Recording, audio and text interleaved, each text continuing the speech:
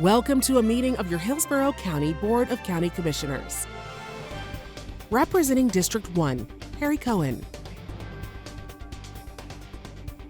Representing District 2, Ken Hagan. Representing District 3, Gwen Myers. Representing District 4, Christine Miller. Representing District 5, Donna Cameron Cepeda. Representing District 6, Chris Bowles. Representing District 7, Joshua Wostel. The County Administrator is Bonnie Wise. The County Attorney is Christine Beck. Time is set aside at the beginning of each meeting for citizens to speak on any issue. So we have time for everyone. Speakers are asked to limit their comments to 3 minutes. Today's meeting is brought to you with closed captioning by Hillsborough Television.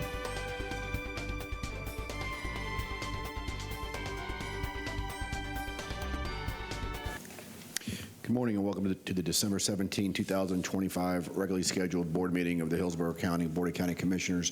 Would everyone please rise for the pledge and invocation given by our chaplain, Commissioner Gwen Myers.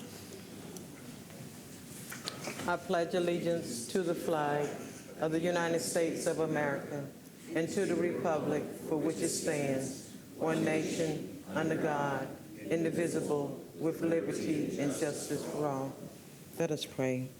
Oh, gracious Heavenly Father, I come to you again just to say thank you. Thank you for this year and all that Hillsborough County government has accomplished. Father, we know the reason for this season. I ask that you will continue to bless this board, our leadership, our county administrator, and all our employees and what we have done this year. And as you give us happiness, peace, love, and joy during this holiday season, we will not forget you and what you have allowed us to do. In your holy name, I pray. Amen. Thank you, Commissioner Myers. This morning we have two very special accommodations, and the first one will be presented by Commissioner Bowles.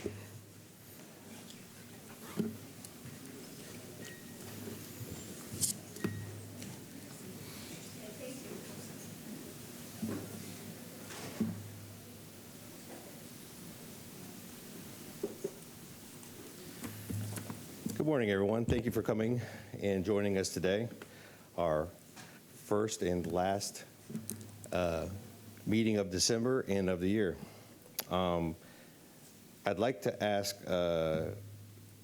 Andrew Emerton and Dr. Charles Sand to please join me up here at the podium, please. And if you have anybody else you'd like to bring up, that's fine. That's good. Okay. Why don't you come around this side? Yeah. Good morning. Nice to see you. Nice to see you.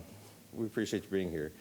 I'm excited to present this special recognition to an amazing young man who transformed a near-fatal tragedy into a success story that serves as a vital service to our community. Mr. Emerton here, at the age of 26, experienced sudden cardiac arrest with no warning at all. But thanks to the quick thinking of his friend to use CPR and the medical team at the University of Florida Health Shands Hospital, Mr. Emerton survived, and he's here with us today. This life-changing event led him to create Breathe Florida, a nonprofit organization. So far, the organization's accomplishments in our community have been nothing truly short of remarkable, further illustrating Mr. Emerton's dedication to service. It is an honor to present him with this accommodation for his hard work and efforts. And if you give me a moment, I'll read what the accommodation says. The Hillsborough County Board of County Commissioners applauds Andrew Emerton for his dedication to educating the community on the importance of cardiopulmonary resuscitation, also known as CPR, raising much needed awareness on its life-saving techniques. A Georgia native, Mr. Emerton is proud to call Hillsborough County his home. After graduating from Brandon High School, where he served as a battalion commander in the JROTC program, during his senior year, he earned his bachelor's degree in computer engineering in 2020. His graduation led to a promising career in the technology field. And October 2024, Mr. Emerton suffered a cardiac arrest. He survived because of the vital CPR techniques used at the scene. This life-changing event led to him to create Breathe Florida, a nonprofit organization dedicated to helping high school students earn an official 2-year CPR certification through the AHA at no cost to the student. Since its founding, the organization has raised over $10,000 to sponsor CPR certification for students at Brandon High School, focusing first on the JROTC, program, and to date, 63 cadets have earned their CPR certifications, and the organization is now expanding this opportunity to athletic teams, student organizations, and students who may benefit from positive community building and skill-based empowerment. These amazing results are all due to his unwavering commitment and selfless generosity. The Board of County Commissioners of Hillsborough County, Florida, does hereby commend Andrew Emerton for his accomplishments in promoting CPR to the community and wishes him success for as many years to come, executed this 17th day of December, 2025. Would you like to have something to say? Absolutely. Thank you. Good morning. Hope you're all having a great day as well as a great life. I'm truly honored to be here today. I really appreciate Commissioner Bowles, the other county commissioners, as well as Dr. Charlie Sands for seeing the value in highlighting a story like this. Last year in October, well, first and foremost, I would give all glory to God for everything happening here. Without God's grace and God's will working in my life, there's just absolutely no way any of this would be happening. So first and foremost, I would give all glory to God. Last year in October, I was visiting friends up in Gainesville when I went into a sudden cardiac arrest. One of my friends called 911 immediately, and the other friend immediately began life-saving CPR, where she had to do CPR for about 10 minutes straight until emergency services could arrive, where then I was brought to Shands Hospital and later resuscitated. By the quick actions of my friends, the incredible work of the EMS teams, as well as folks down at the hospital, and the grace of God in the whole situation, I live and stand before you all today. As I'm sure you guys can imagine, over this last year, I've tried to thank, praise, and glorify my two incredible friends so many times over this last year, and every single time they would just stop me and say, nope, that was all God. We were just there. And I remember I would even argue with them. I would say, like, no, like, listen, like, you gave me CPR. Comfort, you call 911, and they would just say, nope, that was all God. We were just there. And eventually I would agree and say, like, yeah, you know, that makes sense. But at the back of my mind, a very human part of me would still look to glorify the human part of them. And I'm sure part of that will always be there within me. But it really is like a moment like now, receiving recognition for something like this, where I just can't help but think, it's not me, it's God. I'm just here bearing witness, and I'm just so grateful and humbled to have the opportunity to steward this vision and this idea forward. The idea didn't even come from me, it came from God. I knew I had a purpose around the corner, but I didn't know what it was. Out loud, I said, God, if you think I'm ready, so do I. The idea for Breathe Florida came to me immediately after, a nonprofit to sponsor high school students to get CPR certified at no cost to them, with a mission of empowering young people in our communities to have the knowledge and confidence to act in a time of crisis and potentially save more lives over time. It was in that moment, and especially now, I feel convicted that this is what I was brought back to do. So if getting Breathe Florida to even half of its full potential is the last thing I do, then that is what I'll do. Of course, the goal is to spread this opportunity across the state of Florida, but our focus and our goal right now is to focus here in Hillsborough County, the place I call home. We'll start here, and then we'll go from there. Thank you, and God bless you all. Thank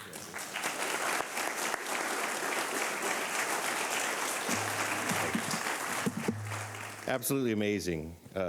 Just the fact that you're here to tell your story. It is wonderful. And just for a moment, I'd like to bring Dr. Sand, who leads our EMPC and who has been very active in our community, dealt with AEDs in the past, getting those out in our community. And he would like to have a few short words. We got a lot of people today, but a few short words.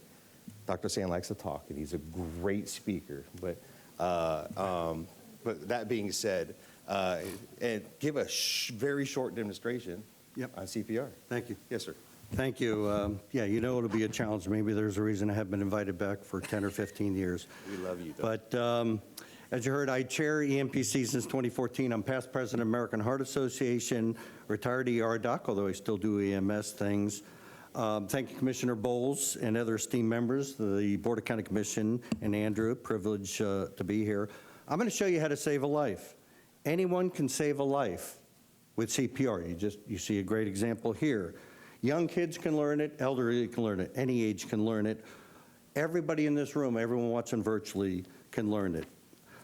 Sudden cardiac arrest can happen to anyone. It doesn't matter what your status, your socioeconomic status, your race, religion, it kills everybody.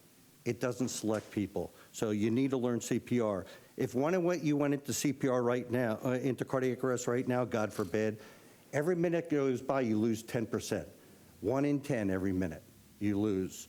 So you need to start CPR as quickly as possible. Anyone can save a life. Call 911, start CPR, call for a local AED. We have one right in the room, just so you know, so we're in good shape. A defibrillator shock brings back rhythms back to life. So why not give people the chance to learn CPR? Doing something is better than doing nothing. So what you do for CPR, we'll just give you a little demonstration. First of all, you need to make sure they're actually unresponsive. Give them a little tap, don't shake them too hard. If they don't respond, they're not breathing, just go right into it. And these kits are great. You can buy a kit for your family for the vacations, teach everybody CPR, save a life of all your family. So in just a couple minutes. So it'll tell you the rate to go. So it's every half second you do CPR, 1 and 2 and 3. You like the Bee Gees? Staying alive. I think everybody knows that. So whatever you want to do to remember that, do that rate. So push 2 inches, 120 a minute, allow full recoil. There's lots more to teach you, but they're not giving me much time because we have too many speakers here. The other thing I like to say, so you can get these kits or whatever, you can look on YouTube. What better place, what better time than when you're with your family during the holidays? Teach everybody CPR. Most cardiac arrests occur in the home. More occur during holidays for whatever reason. Maybe it's a stressful event, I don't know. But it's a good idea to teach everybody CPR. The last thing I'd like to say, for the last time I have, just going ad lib now, but I can do it ad lib, is the AEDs. These defibrillators are, here's a real one, here's a trainer. They're literally very simple to use. They will give you voice prompts. They'll tell you what to do. They will. Tear open package and remove pads. So it'll go step by step. The pads show you where to put it. They're very easy. Back between 2000 and 2010, we had a subcommittee on EMPC where our goal was to put 1,000 AEDs in this community. You got to shut it up, too. You got to shut it.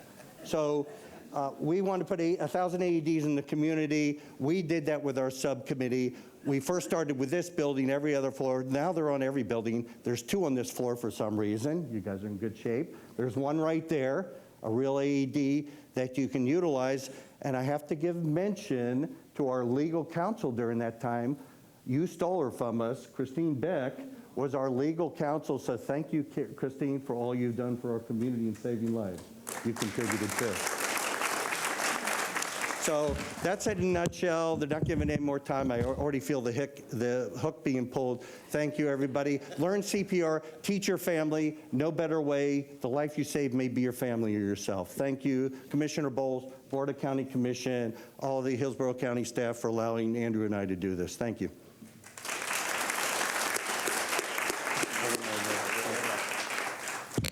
Maybe we'll figure out a way to get you back up here next year. How's that? We'll figure out a way. If they'll allow. Yeah, we'll figure it out. But thank you so much. You good? You want to bring anybody up for a picture? No? It's up to you. No? Okay. I just want to get to the date for a picture. You want me? Yeah. You're part of this. Good to see everybody.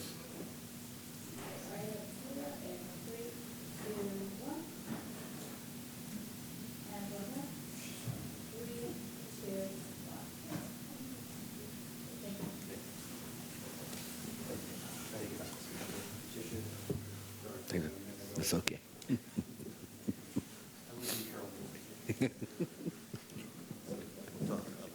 Thank you, Commissioner Bowles. And now Commissioner Miller will present our next commendation.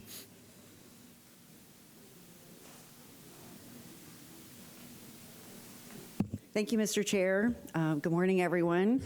Would Chief Mike Burdell please join me up here at the podium? He's with the Sun City Center Emergency Squad.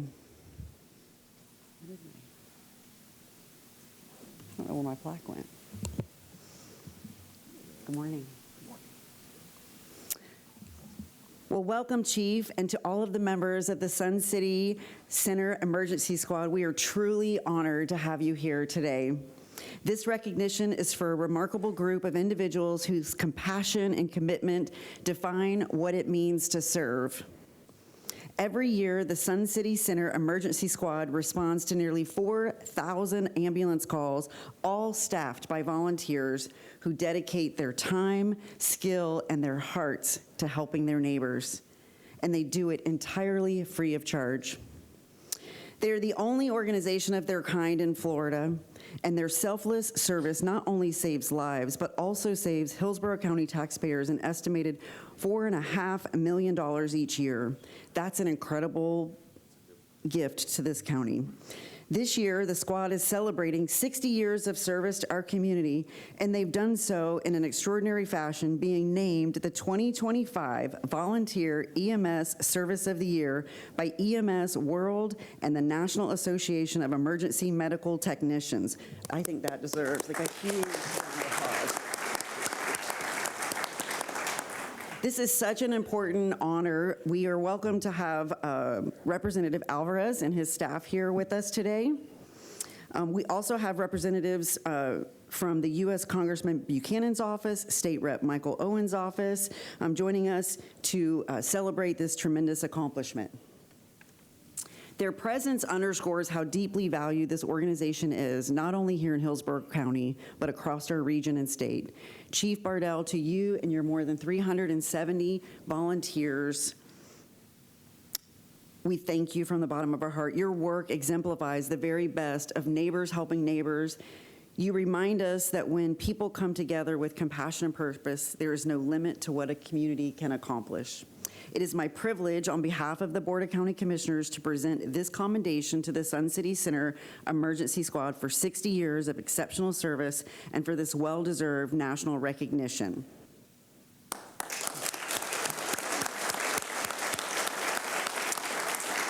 So I'm going to read what the commendation says, and then I'm going to let Commissioner Boule speak as well, because he has served on this side. And while this is in my district, and I am so humble and grateful that he is the one that has taught me how much value this means in our community, and I want to be able to give him a few minutes to speak as well. So it reads, the Hillsborough County Board of County Commissioners proudly congratulates the Sun City Center Emergency Squad for receiving the EMS World National Association of Emergency Medical Technicians 2025 Volunteer EMS Service of the Year Award, a national recognition of its unwavering dedication and outstanding volunteer service to the community. Founded in 1964, the Sun City Center Emergency Squad remains a pillar of compassion and commitment, and proudly standing as one of Florida's last remaining all-volunteer, all-free basic life support ambulance services, guided by the motto, neighbors helping neighbors. The squad's 370 volunteers responds to nearly 4,000 ambulance calls and 1,000 wheelchair van transports each year, filling vital gaps in local emergency care and ensuring every resident receives help when it is needed most. Under the leadership of Chief Mike Bardell, the squad continues to expand its impact throughout the community, educating and preparedness programs, including disaster planning for homeowners, free CPR and blood pressure clinics, and collaboration with FirstNet built with AT&T to strengthen first responders' communication. For 60 years, the Sun City Center Emergency Squad has exemplified volunteerism, innovation, and compassion, earning national honors such as the Point of Light Award from President George H.W. Bush in 1992. The Hillsborough County Board of County Commissioners does hereby commend and congratulate the Sun City Center Emergency Squad on its 2025 Volunteer EMS Service of the Year Award and its 60th anniversary, recognizing its lasting service and extraordinary dedication to the residents of Hillsborough County, executed the 17th day of December, 2025.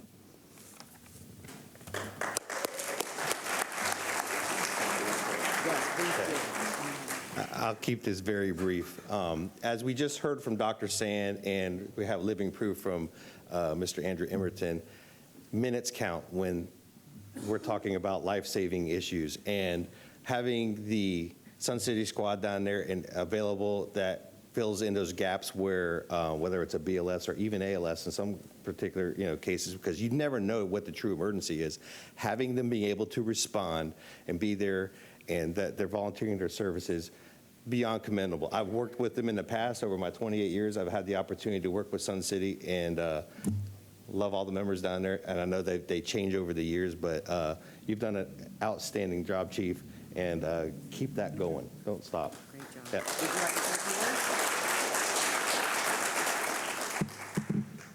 I'm up here receiving this award, but the truth is, the true heroes are the 370 volunteers that make everything I say every day come true for everyone, and they are the true heroes in the community. Our average age is over 70 years old, but just because we're retired doesn't mean we're done.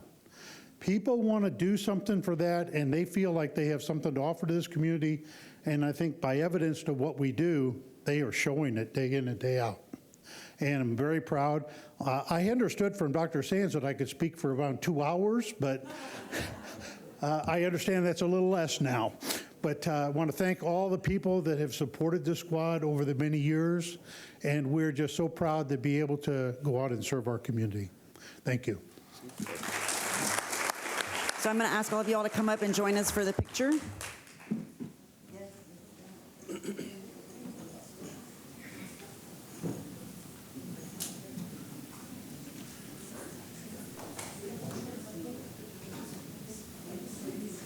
Doing you too. How's your daughter doing? All great. Nice to see you, bro. Nice to see you. What do we do here? We're gonna go this way. Get the surface. Come on. Just text me.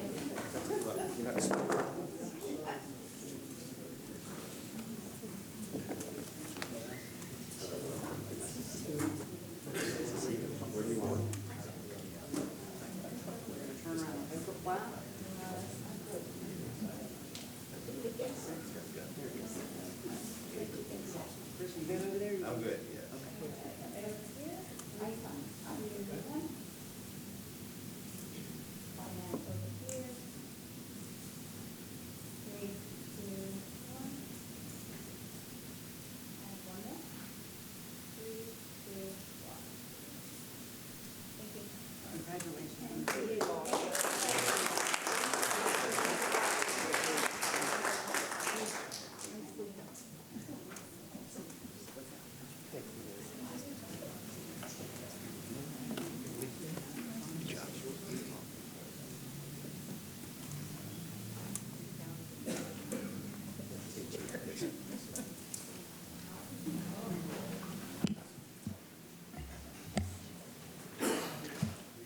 Thank you, Commissioner Miller and Bowles.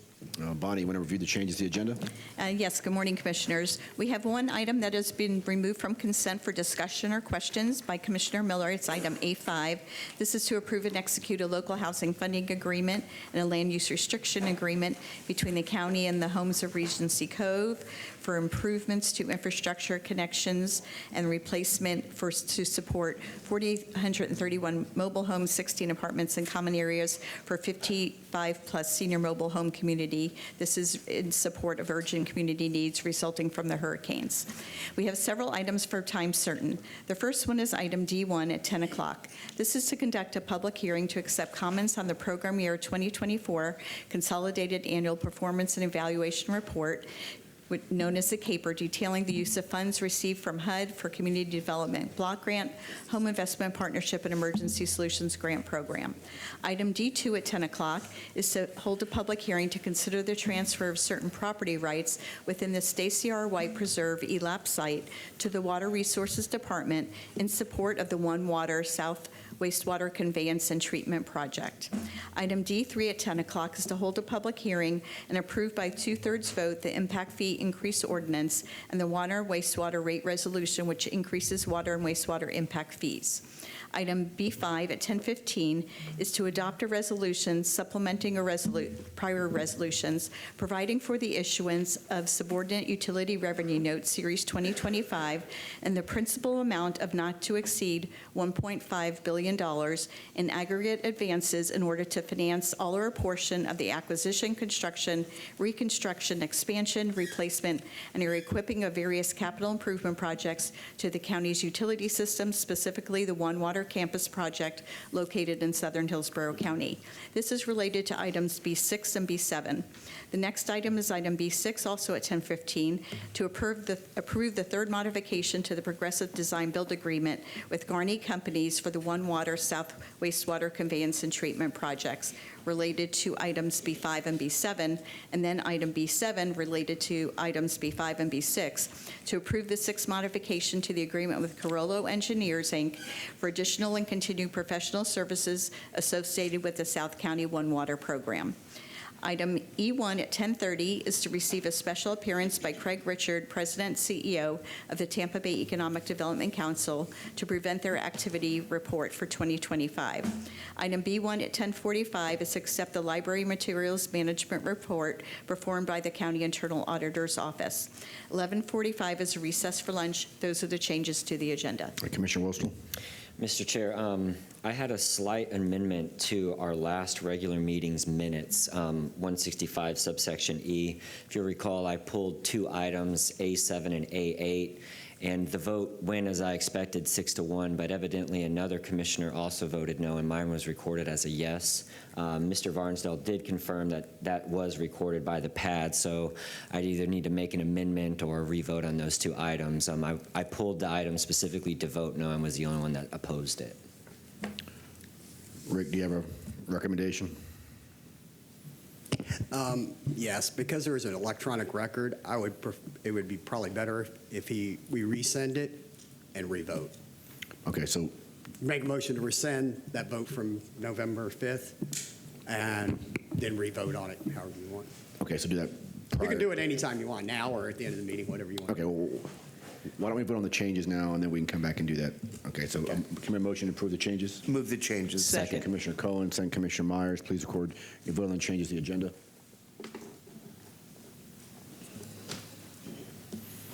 Motion carried, 7-1. All right, then a motion by Commissioner Woestel to rescind.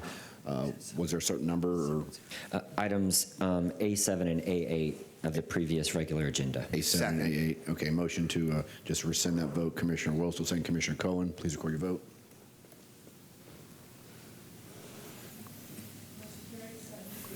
All right, so now we need a new motion to approve A7 and A8. I'll move approval of A7 and A8. Okay, motion Commissioner Cohen. Do I have a second? Do I have a second? Second Commissioner Bowles. All right, please record your vote.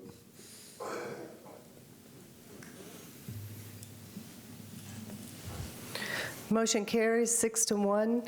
Commissioner Woestel voted no. Thank you, Mr. Chair. Okay. I now we're going to the public comment portion of the agenda. The board welcomes comments from citizens about any issue or concern. Your opinions are valued in terms of providing valuable input to board members. However, at the same time, it's requested when you speak to the board that your comments are not directed at staff or board members, but rather the issue. We've set aside 45 minutes for public comment this morning. The chair will call on speakers in the order in which the requests to speak have been made. Addressing the board, please state your name, speak clearly into the microphone. Each person will be given 3 minutes. I will tell you, we will not get to everyone this morning. We have 61 individuals that have signed up, so we'll go as far as we can and just be mindful of those that are behind you.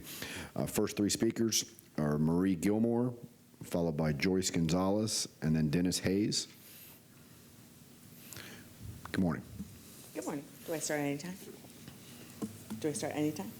Okay. Good morning, Chair and Commissioners. My name is Marie Gilmore, 25-year resident of Southeast Hillsborough County and editor of the Hometown Osprey Observer newspaper, publishing good news for 24 years in January. And this morning, I've already gotten 2 stories. I didn't even know I'd be working this morning, but 2 fantastic proclamations, so thank you for that.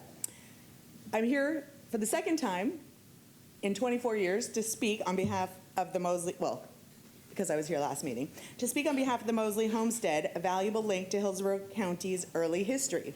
Preserving it provides meaningful educational opportunities, supports heritage tourism, and ensures future generations can learn from our shared past. The Timberley Trust has shown a commitment to responsible preservation and public access, and with your support, this project will become a lasting community asset. I know you'll have a report today. I was very excited. Thank you to Commissioner Miller's office for sending it to me, and I'm thrilled to see the progress going forward on this project. Additionally, I'd like to take a moment to thank the board for its support of the second annual Parade of Lights in Brandon. Because of your support, this family-friendly event was a huge success for the second year, and it showcased what makes Brandon special: connection, volunteerism, and hometown pride. Thank you for investing in these community traditions that strengthen our neighborhoods and bring people together. During this parade, we supported 2 local charities, a literacy charity and Hope for Her. We had 2,800 people walking in this community parade, including 5 marching bands, which is my favorite thing to see at the holidays. We truly appreciate your time, leadership, and continued support of our community. Thank you. Thank you, Ms. Gilmore. Joyce Gonzalez, and followed by Dennis Hayes, and then Mark Proctor. Good morning. Good morning, Commissioners. First, I want to thank all the commissioners for considering this grant funding for the homes of Regency Cove. Regency Cove is an elder association. This grant gave the residents hope to be able to continue to live in their little piece of heaven in their retirement age. After Hurricane Helene and Milton hit this association, there was major damage done with the flooding, not only to the entire electric grid, but to their units. Most of them lost their vehicles. These hurricanes destroyed the entire electric grid to the entire park. The electric grid was well over 30 years old. A major part includes the 3 lift stations for this park. The electric meters were under salt water, which destroyed the electric underground wiring. They were without power for almost 2 months. We would get power back one section and then another one would go out. To this day, when it rains, units still lose their power. TECO, their contractors, and the electrician work day and night to keep this park safe and keep power back to the units. After ground temp wiring had been installed, and to this day, we are still having to install above ground temporary wiring. TECO president and many others came to the association very early after the hurricanes to meet and discuss partnering with Homes of Regency Cove and install all new wiring to the entire community. The association would be responsible for the pedestals, meter cans, breaker boxes to each unit. TECO, and at their expense, would install all new underground wiring and conduit to each unit pedestals and new power poles to ensure secure power for the future. The only way to complete this project was to do a one-time special assessment. However, the board realized this would cause many unit owners to possibly lose their units or to have to choose what to pay. The cost of this one-time special assessment would have been per unit between the dollars of $10,000 to $15,000. This is a retirement community, and that was not feasible. When several affordable housing team members who had heard about this association was seriously damaged, they came to the park to investigate and review the association. They realized that this was a very bad situation. The association had to act quickly to get this project started, so the association moved forward. The priority was and still is to get the residents stable electric. In closing, I'd like to thank Brenda Tremaine and their entire team for working with Regency Cove to get the residents of Homes of Regency Cove to this point. As property manager, I want to thank you for giving me this opportunity to speak in front of you. Appreciate your comments. Dennis Hayes. Mr. Hayes here, followed by Mark Proctor, and then Lori Collins.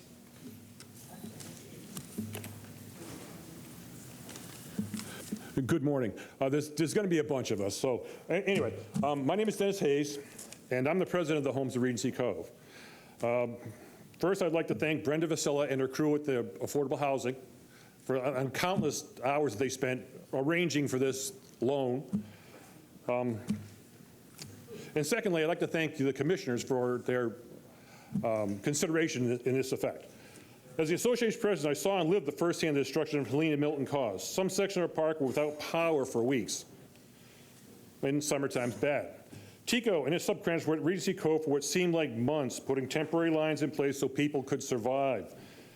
After everything dried out, we still had issues with losing electric power when it rained. When it rains, the salt water still reacts with the wiring. Look, the direct buried electric cables, no conduit, just cable, need to be replaced, and we're working to that effect after this. We have started the process of replacing the electric infrastructure to replace pedestals and electric lines to the units. This money would assist in accomplishing this project. Again, thank you for your consideration. And just because I didn't use my 3 minutes, does anyone have any questions I could answer possibly? Okay, thank you. Thank you. Mark Proctor's up next, followed by Lori Collins. Good morning. My name is Mark Proctor of 409 South Kings Avenue in Brandon, Florida. As chairman of the Timberley Trust, I want to emphasize that the thoughtful and deliberate approach that we have taken with the supervision of the Moseley Homestead. Our intent is centered on education, preservation, artistic expression, and a deep reverence for the natural world, which continues to guide every decision we've made.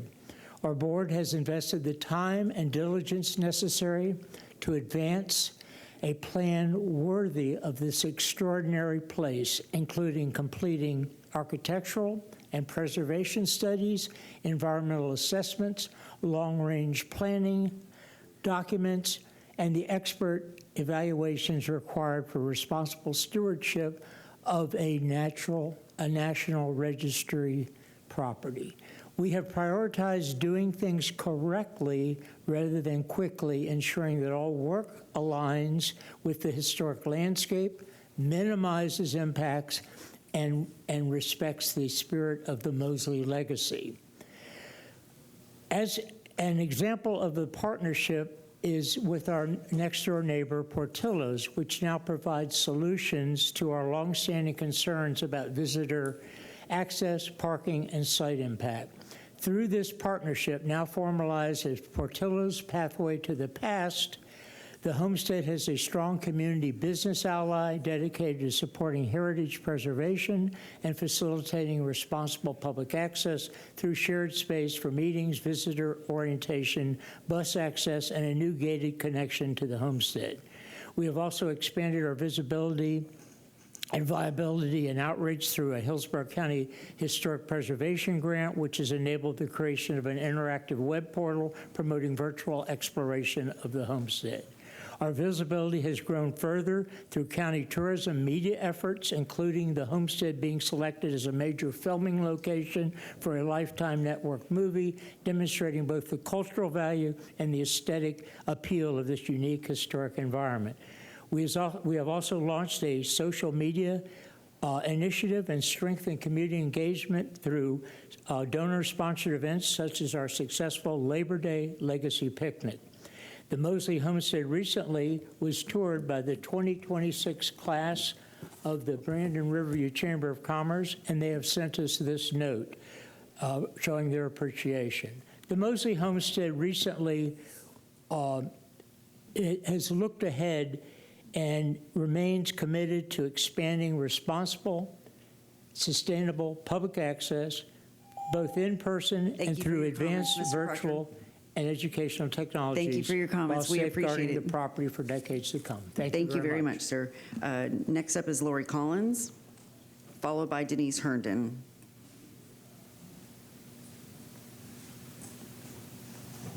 Good morning, everyone. My name is Dr. Lori Collins. I'm a heritage preservation specialist and advisor and volunteered for the Timberley Trust, the stewards of the Moseley Homestead.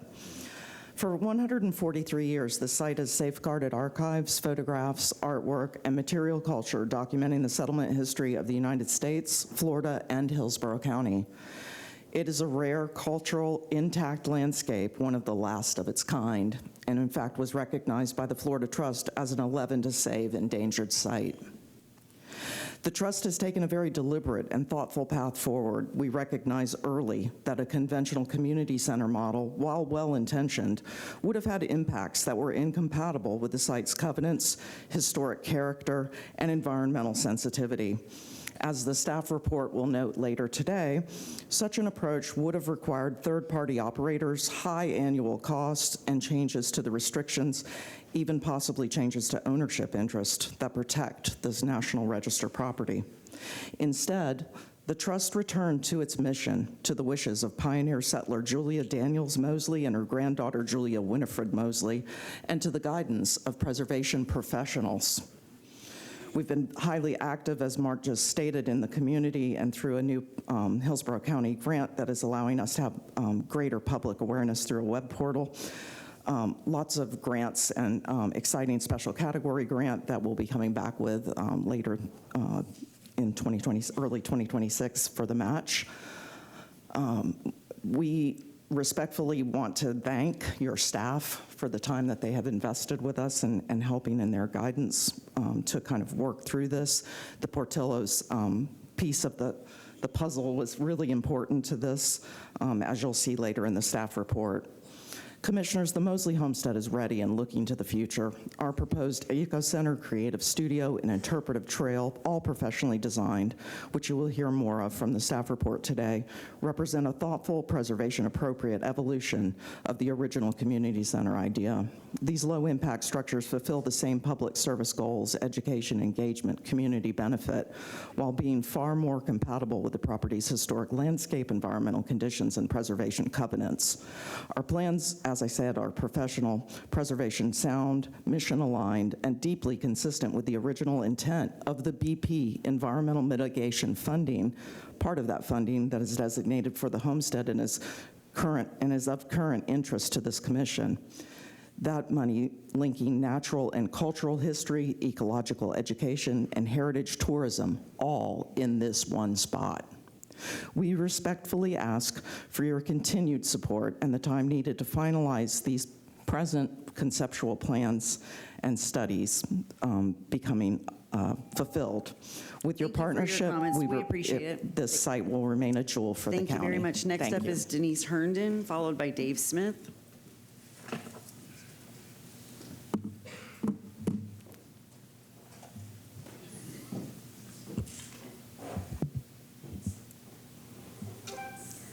Good morning, I'm Denise Herndon. I'm going to speak on A146, a reach up for at-risk children.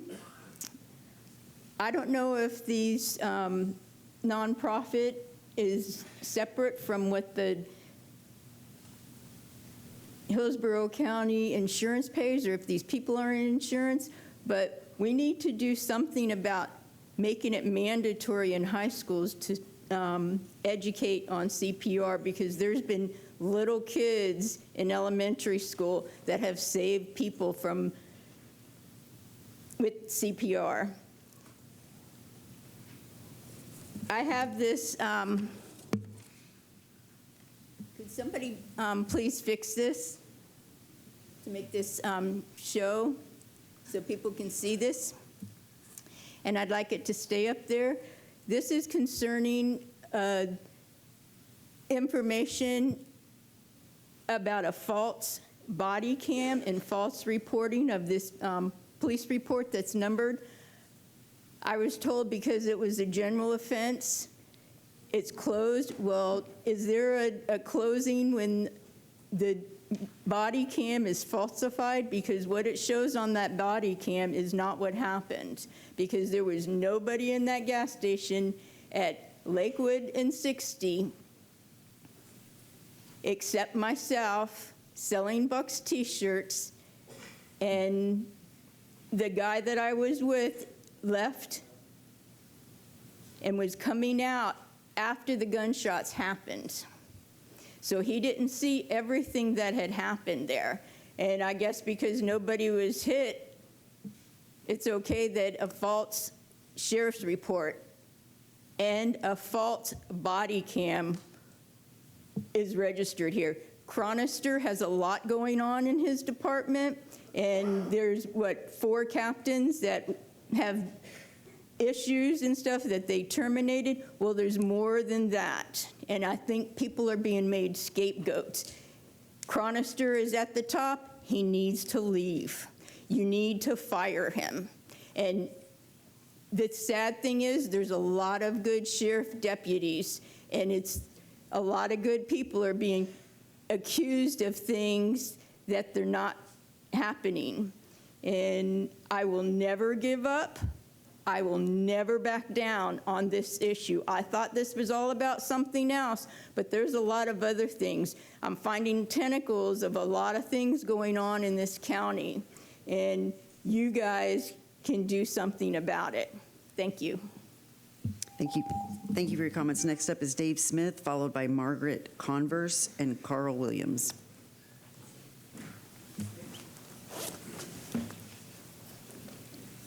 Hi, I don't think you should fund the sheriff's office any more money. They do a pretty lousy job of protecting consumers' civil rights.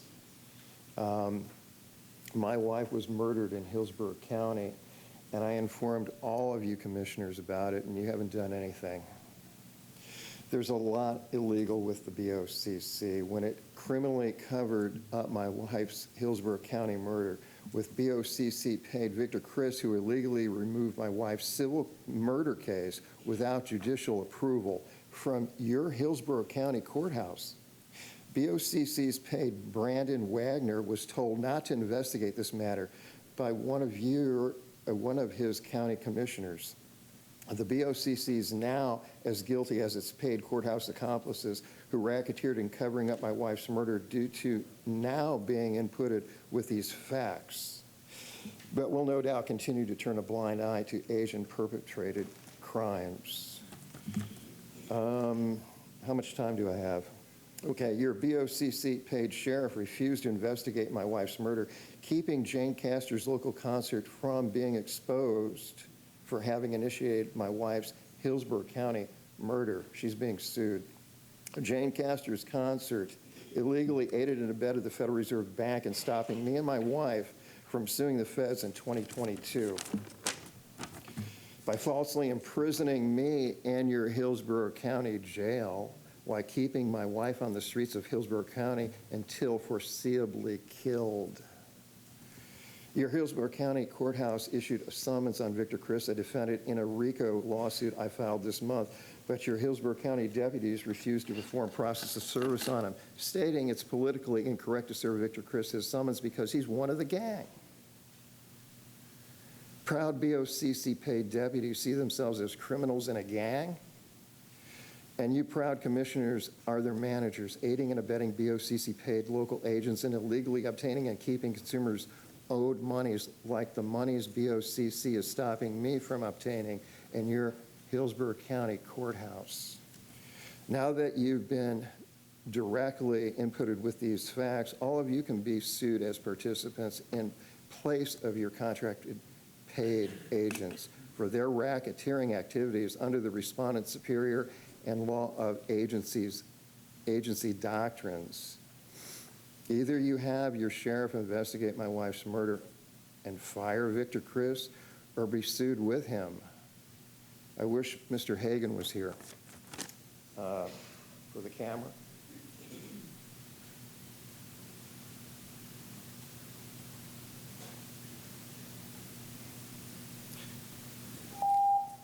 Thank you for your comments, sir. Next up is Margaret Converse, followed by Carl Williams.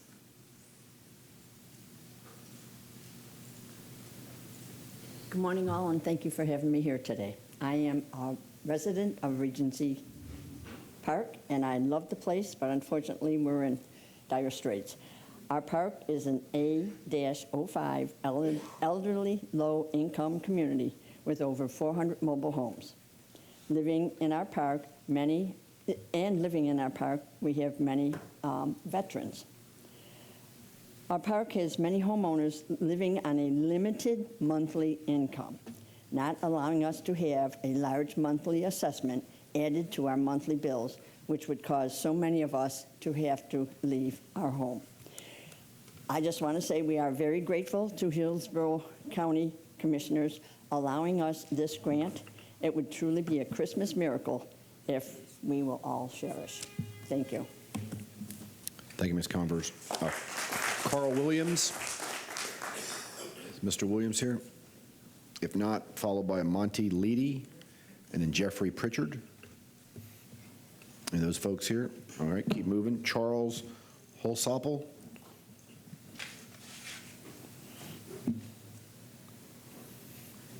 Good morning, sir. Good morning. Can you hear me okay? Yes, sir. My name is Monty Leedy, and I live at Regency Cove. I'm a 100% disabled Vietnam veteran. My wife and I are both disabled at this time. I want to thank you for allowing us to meet here today. Thank you for the grant. We need it. So many people in our park are living on Social Security or by the aid of somebody else. I'm one of the fortunate ones. I get to skim by each month. But we need this grant. And I want to thank you for letting me speak. Thank you for your time. Have a good day. Thank you, sir. Jeffrey Pritchard, followed by a Charles Holsopple.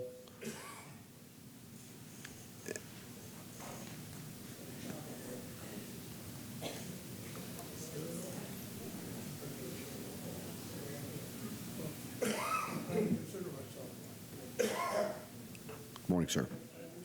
Good morning. Thank you for the opportunity to speak before the commission. Very grateful for the opportunity to help the community. I'm relatively new to the community. I moved in 5 years ago. It's my first time being in a community that has a homeowners association. And over the last 5 years that I've been there, I've really seen the value of the association and what it does for the community. And not only that, I've also realized how much history and bonding there is in the community. I'm retired on a fixed income, and my wife has been diagnosed with Alzheimer's. So, for me, I'm looking at potentially, some medical bills coming up that are going to be, a challenge to us. But I also know that, I'm not alone in that situation. As we get older, there are a lot of financial challenges on a fixed income. So the opportunity for the commission to help this community, I think, would be of great value. And I'm hopeful that it will go forward. Thank you. Please state your name for the record.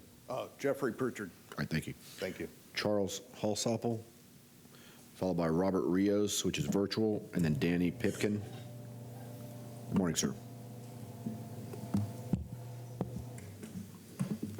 Good morning. My name is Charles Holsopple. I live at Regency Cove in Tampa. And a friend of mine just gave me this book, The History of Regency Cove, the First 50 Years. And this was printed about 20 years ago, I believe, when Mayor Iorio was mayor. And Regency Cove was a valuable historic part of Tampa, and it's become really one of the affordable options for seniors in the Tampa Bay area. And this the electrical grid upgrade is super valuable to the value of the community and a necessary improvement. And I'd like to thank the council for considering the help in upgrading that antiquated electrical system and continuing the history and the legacy of Hillsborough County taking care of the seniors. This is a great book. I think you can get it at the library, The History of Regency Cove. Thank you very much. Thank you, sir. We got Robert Rios, which is virtual, followed by Danny Pipkin and Carla Anderson. Is Mr. Rios on the line? Mr. Chair, Robert Rios did not check in. Okay, thank you. Danny Pipkin, followed by Carla Anderson, and then Debbie Phillips. Good morning, sir. Good morning, ladies and gentlemen. My name is Danny Pipkin, and I'm a resident of Regency Cove. I'm a former public servant also. I spent 15 years with the state of Florida serving the residents, and another 10 years recently at the VA hospital. When I moved in about 8 years ago, one of the things that struck me was the veteran presence inside of the Cove. I served, my son served. There's a lot of service-related things going on in my world. But I also remember from the years with the DOT, budgets, constraints, funding. And I thought, what could I do? What could I say to you folks that when you get this in front of you this afternoon that would resonate? The service to our country, the service to our community. You all are doing that, and I thank you for that. I thank you for the opportunity to come up here. I noticed the POW MIA chair in the lobby here where we were sitting. One of the guys in our community is a 90-something-year-old World War II veteran, Manny. Love Manny. He's a great guy. We got a lot of veterans, and I see a lot of these older folks after these storms struggling, and I was asked to help move this, help stand my washing machine back up. The human factor. These older, us older, I am one. I never knew I was going to get to be old enough to be in a 55 community with a golf cart and all that stuff, but here I am. The opportunity to see the community and to be able to help other residents is touching. I've lived a life of trying to be of service, and I know that's what you all are doing. So I hope that you would, I don't know if this is true or not, but if you ever get the chance to come into the Regency Cove, I'm told that we have the biggest Jose Gaspar statue in the city of Tampa. And I invite you all to come in and look at it. It's a beautiful piece of paradise. But what's really good is the sense of community and family that we all share. I came in after the storm, and the boat from the bait shop had floated down the main street. And there was this old wooden boat. And all these people struggling, crying, hugging, trying to support each other. We could use the help, folks. Thank you for your time. Have a good day. Thank you, sir. Carla Anderson, followed by Debbie Phillips, and then Charlene Corder. Morning. Good morning. Okay. Hi, my name is Carla Anderson. We've just been there a couple of years at Regency Cove, and I had seen it several years ago when we went in there, but thought I'd never be able to live there. Even though I was old enough, I just didn't think I could do it. But it's been an affordable place to live for decades and decades. You've got people there who have been there. Well, some of them are second generation. They're living in their what they inherited from their parents. And many won't have any place else to go if they can't be there. It will be very difficult. So we really, really appreciate you all taking a second look at us for this grant. The devastation from the storms was awful. Everybody knows that. It wasn't just in Regency Cove. It was throughout South Tampa and many places in Florida and elsewhere. But this is an opportunity to help keep a gem. This is a special gem in South Tampa. You won't find another one like it anywhere near around. They're the veterans, the longtime people, the people that are disabled, people who are still able. Everybody works together. Everybody helps each other. And it's beautiful. It's really a beautiful place to live. And we hope that you'll be able to help us stay there, because there will be many, if we have to take on this whole expense individually, there will be many who have to give up their home. So I really appreciate the opportunity for us to meet with you and for you to consider the need and take care of it with that grant. Appreciate it. Thank you. Debbie Phillips, followed by Charlene Corder. Is Corder here? Rolf Anderson? Nope. Miriam Frank? John Caruso?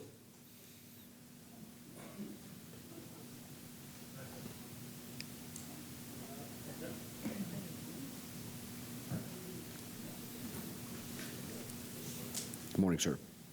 Good morning, Commissioners.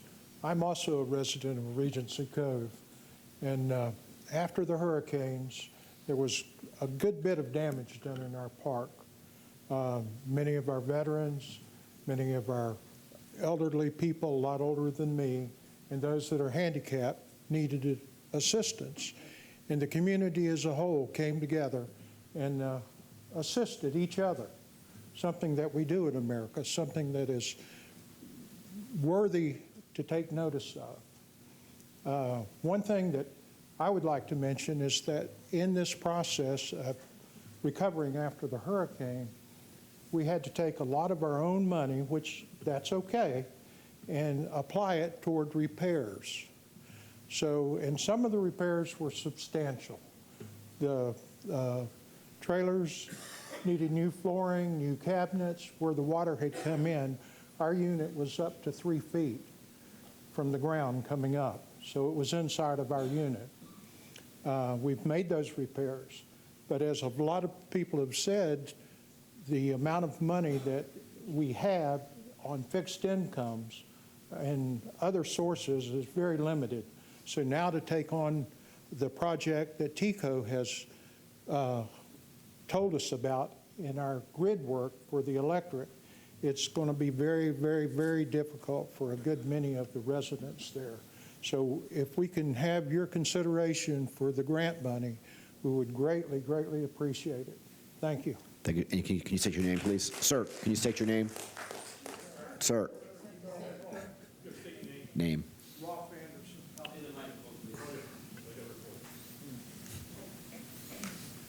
Rolf Anderson. Thank you, sir. Regency Cove. Next speaker. I saw someone get up.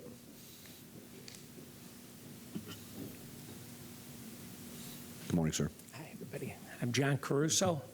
In 2021, my wife and I bought a place at the Regency Cove. And at the end of 2024, in October, we decided to move from Buffalo, New York to get away from the weather. And we moved here at the end of October of 2024. And when we got here, our place was chaotic. I seen all these elderly people just frazzled, and all we wanted to do was help. And then when the electrical thing started, we had town meetings at the Regency Cove, and there were more people in that room than I've ever seen. Most of them I never knew lived there. And after we were told what we might have to pay, I went outside and I watched these people come out of here with tears in their eyes, people that have lived there their whole entire lives, thinking, how am I going to get this money to be able to survive, to live here for the rest of my life? And at the same time, my wife and I are thinking we want to live here for the rest of our lives because it's an absolute beautiful place. And I just like to thank yous for considering the grant for us. Thank you, Mr. Caruso. We got Patty Rogers. Patty Rogers here, followed by Lisa Hayes, and then David Cribb.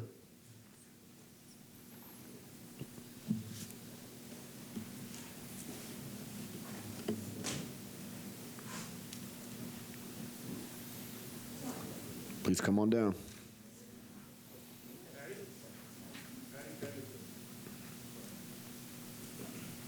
Good morning.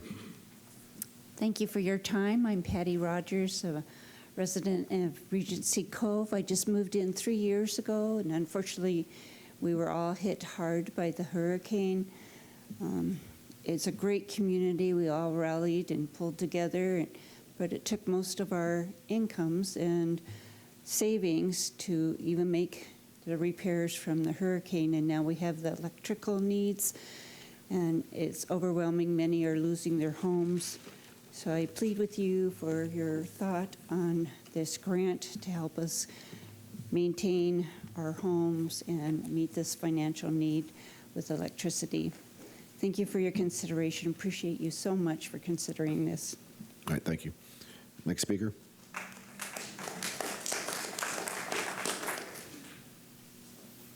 Good morning. Good morning. My name is Lisa Hayes.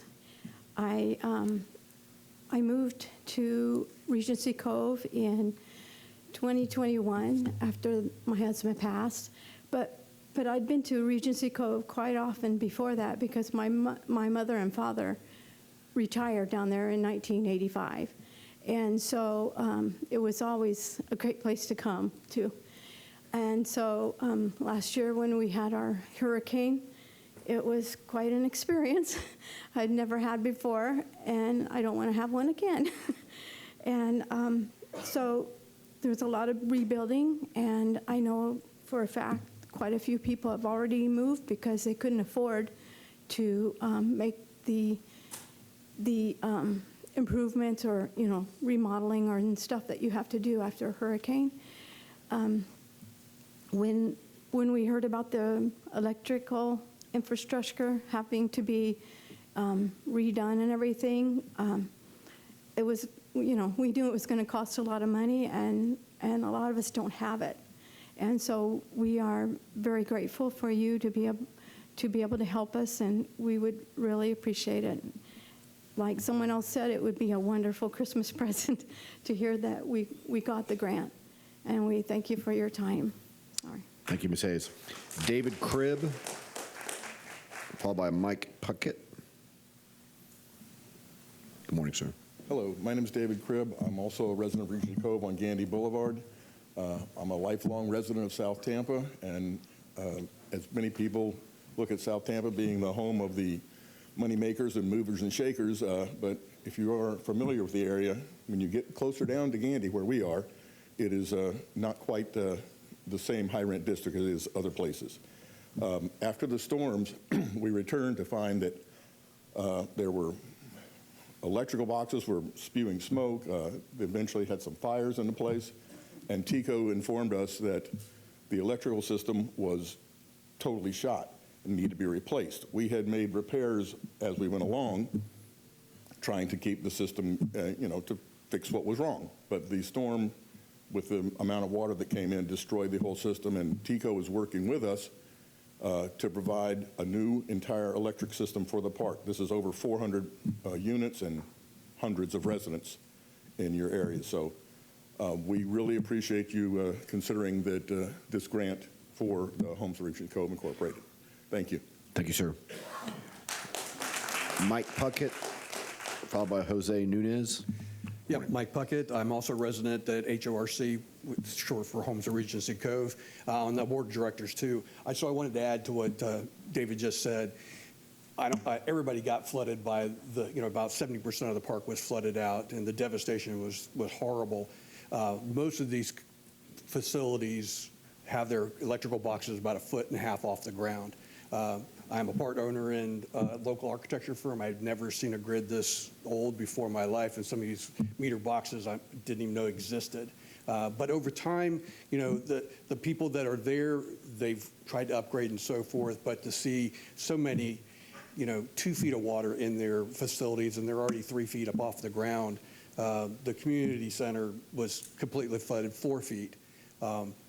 This grid is very old. TECO understands it too. They've been coming in. They understand that they've been coming in every day. They understand that they've got to put some money into it too. The residents have been doing the same exact thing. But this grant would go a long way. I know I got asked one time, it's like, what's the most important thing I see in the future? And it was this grid. It's not just a grid. Each house is getting a pedestal, a meter, a 220 box, and then also each panel is being upgraded to the 220 to all the, to the normal codes. So it's a big thing for us. That's why you've got all the people here. They know each other. It is a very tight community. So again, we really, really appreciate the consideration of this grant for our community. Thank you. Thank you, sir. Jose Nunez. Jose here? No. Susan Keith.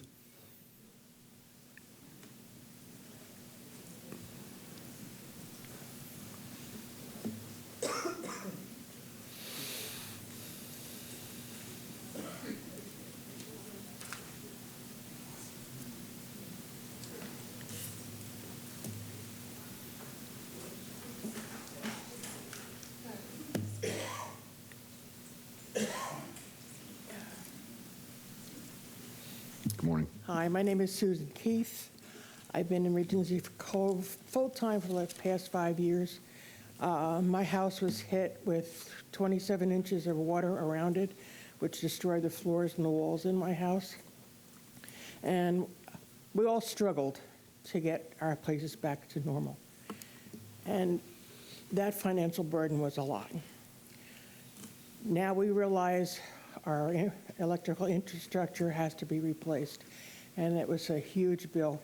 Most of us can't afford to write a check for $10,000 to $15,000. So if you could help us out, we'd really, really appreciate it, and God bless you. Merry Christmas. Thank you, Ms. Keith. Okay, Daphne Ullman. Is Daphne here?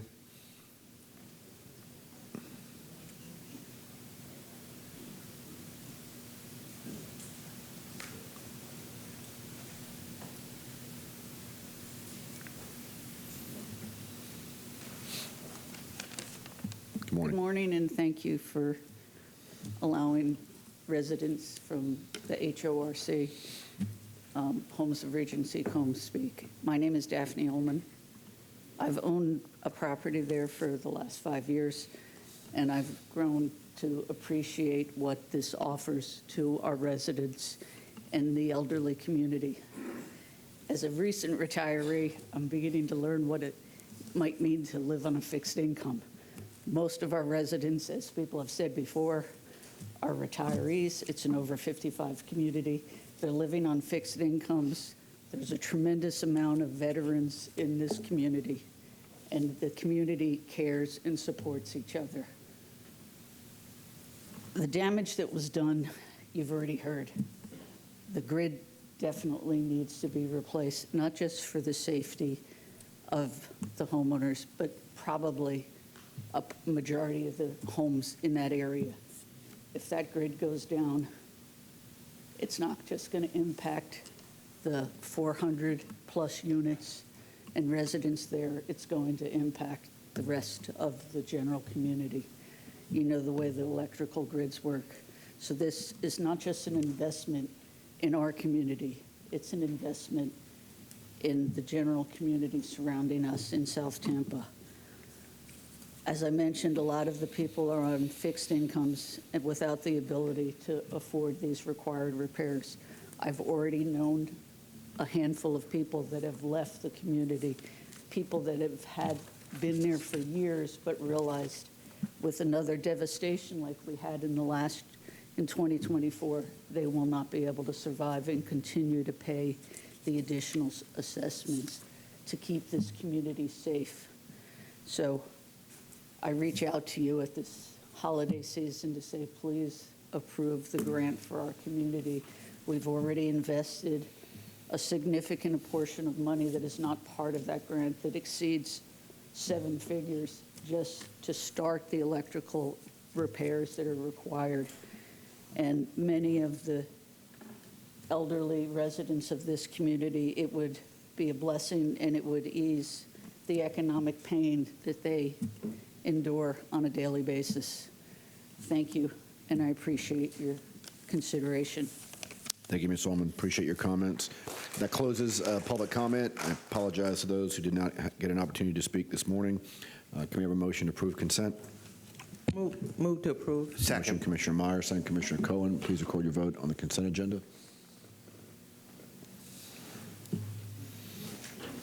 Motion carries 7-0. Bonnie, you want to introduce the first time certain? The first time certain is a public hearing. This is item D1.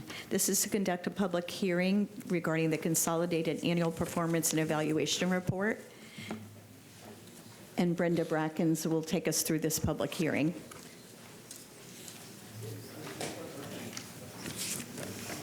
And while Brenda's coming to the podium, we'd like to welcome her back.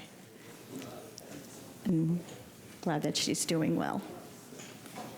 Good morning. Good morning, Brenda. Welcome back. Thank you. Brenda Brackens, Affordable Housing Director. We're here to present item D1, to conduct a public hearing to accept comments on the Program Year 2024 Consolidated Annual Performance and Evaluation Report, known as the CAPER, and to close the public comment period that began on November 13, 2025, and to approve the submittal of the CAPER to the U.S. Department of Housing and Urban Development, which is HUD. This is a requirement of HUD, and the CAPER details the use of funds received for the Community Development Block Grant, which is our CDBG grant, the Home Investment Partnership, and Emergency Solutions Grant, which is our ESG grant. The report accounts for all programs, infrastructure projects, public services, and other community development activities funded through these federal programs between October 1, 2024 and September 30, 2025. This is a public hearing. All right, thank you. This is a public hearing. I believe we had one individual sign up. Kenneth Thomas, virtual. Is Mr. Thomas on the line? Chair, Kenneth Thomas did not sign in. All right, thank you. All right, seeing no one else, can we have a motion? Move approval. Second. Motion, Commissioner Cohen, second, Commissioner Myers. Please record your vote on D1.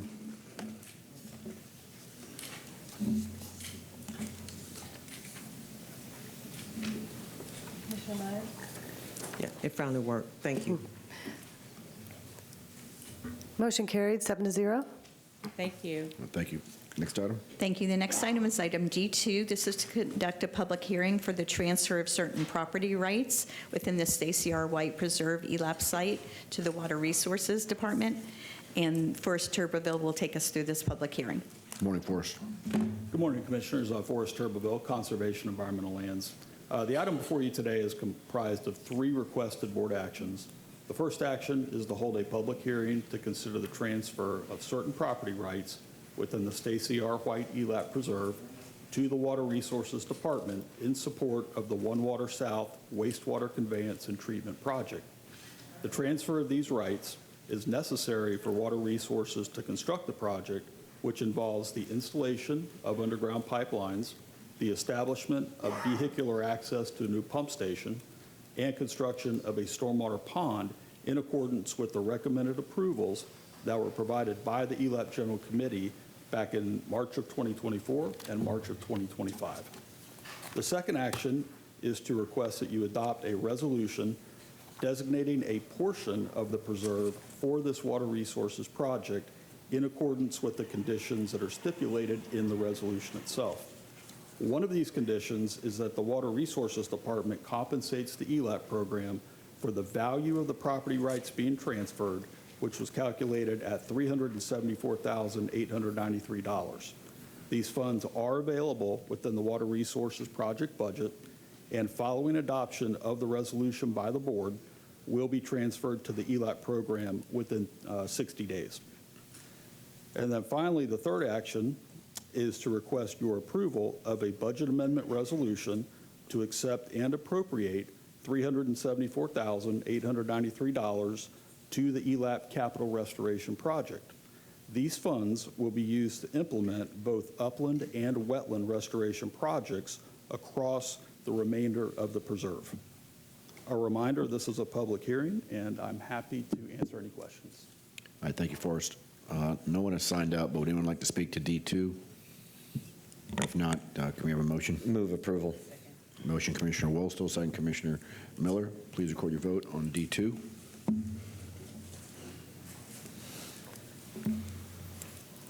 Motion carries 7-0. Thanks, Forrest.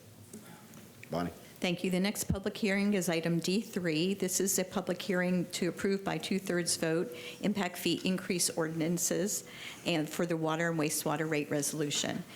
Hank Ennis will take us through this. We have staff Lisa Ray, our representative from Stantec, and George Cassidy here for any questions. Good morning, Hank Ennis, County Attorney's Office.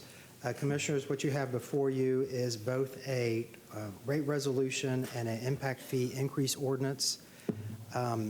Because the staff is recommending an increase in the South Central Service Area of impact fees greater than 50%, there are certain things the board had to go through to get to where we are today. One of them is to have 2 workshops on the demonstrated needs study, which you did on December 9th and December 10th.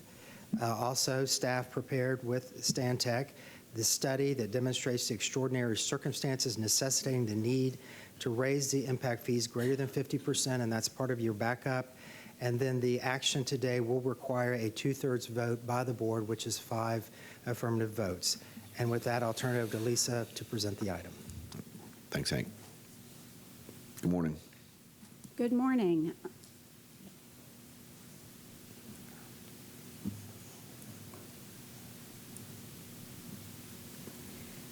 Good morning. Thank you. Lisa Ray, Director of Water Resources, and we are here for this public hearing on the water and wastewater impact fees.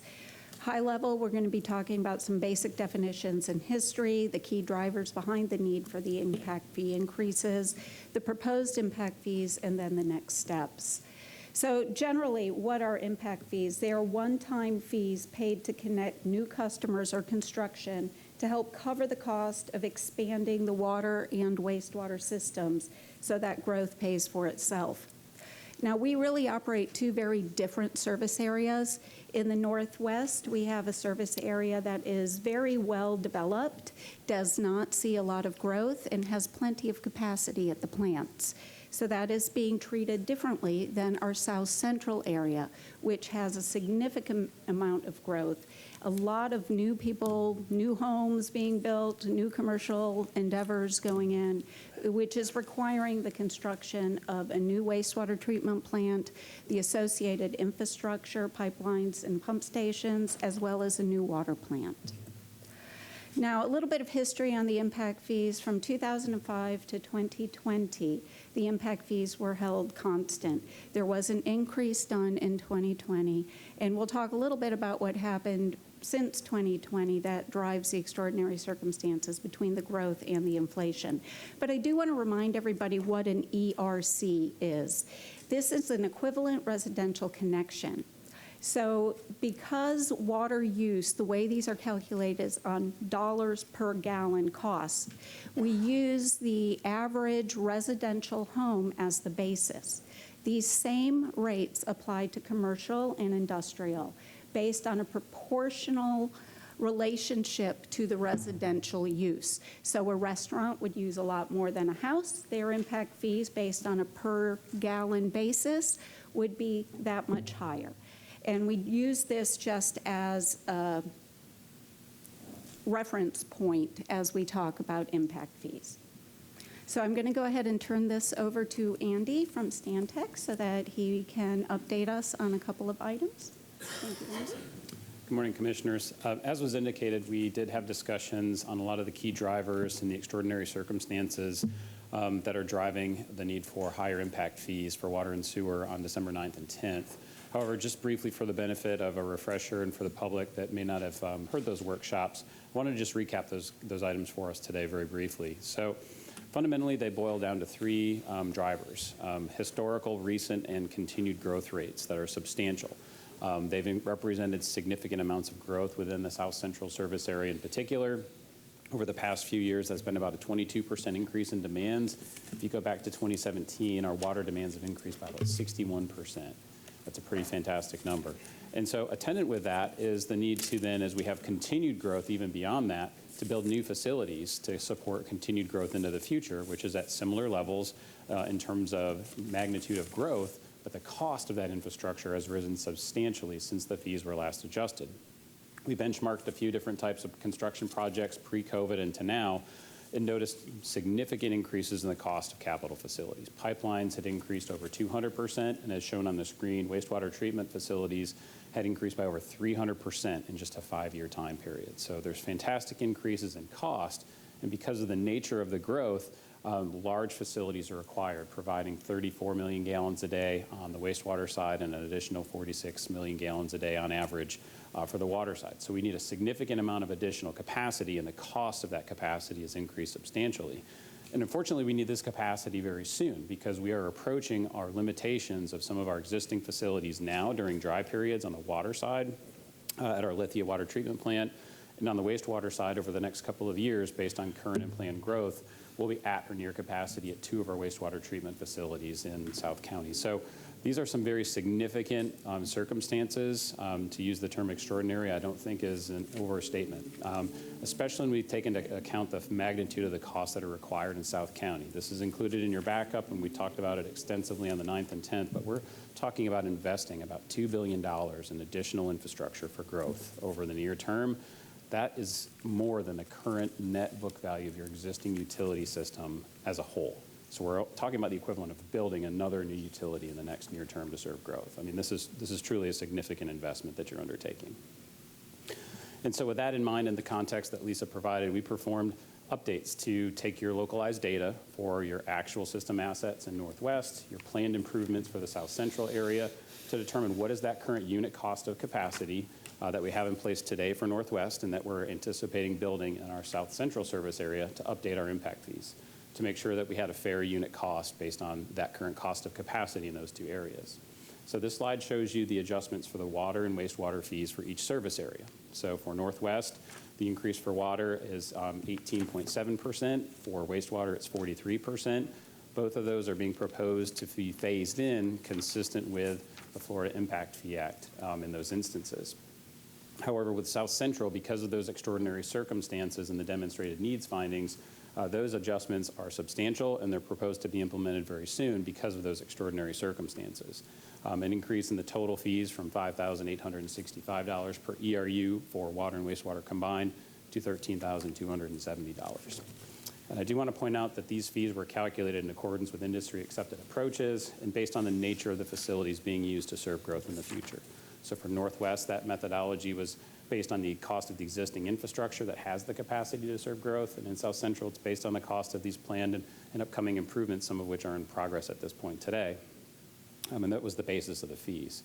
So as we look towards an implementation schedule, this slide just shows kind of the presentation of how these increases would be implemented in Northwest. There would be 2-year increase plan for the water side and a 4-year phased approach for the wastewater side.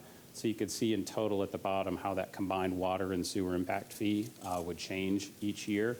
Initially in Northwest, it's about $500 per year, and then for the last 2 years, it drops to about $300 per year. However, the increase for South Central, based on those extraordinary circumstances, is not being proposed to be phased at this time. And so I think it's important to have some context when you look at these. As part of our analysis, we often do benchmarking. Your fees need to be based on your current and localized data, but it's helpful to have an understanding of what's going on around you. However, there are a lot of variables when it comes to impact fees. For communities, we don't know when they last updated their fees in many instances, what methodology they used, what facilities they have, did they go to full cost recovery fee, what's the structure of their fees. There's a number of variables here. But what I can say is that we do a lot of work, not just with the county, but several agencies throughout the state of Florida nationally. And when we do updates to these fees, because of the magnitude of increases in costs that we've seen in the last few years, the more recent fee updates tend to be towards the higher end of the chart. And even entities that have updated their fees fairly recently are coming back to and having conversations about updating their fees again in light of these cost increases. So keep that in mind as you consider what you have in front of you today. But this is just to give you a perspective that of the range of fees that we see, and that as they're updated, we continue to see even some of the studies that are in progress on this chart, fees that are coming out comparable to, if not even higher than what we're talking about for South Central. And with that, I'll turn it back over to Lisa to talk about next steps timeline and also some of the backup material we have. Sir, could you identify yourself for the record? Oh, absolutely. My name is Andrew Burnham with Stanton. Okay, thank you, Andy. So we did conduct the 2 public workshops to discuss the demonstrated needs. We are now holding the public hearing, and pending board approval, the implementation would go into effect 90 days from approval. However, I do want to point out, we do have background or additional backup slides. This does include a couple of phase-in options that we have discussed during some of the briefings that we held earlier this week and end of last week. So we had individual slides in here, but for ease of reference, and it's not in the slide deck, I do have a summary, and I printed out copies for each board member. So I guess I can hand them to you, and they can instead of flipping back and forth between a bunch of different slides, I thought it would be easier if I had all those individual items summarized. Is that?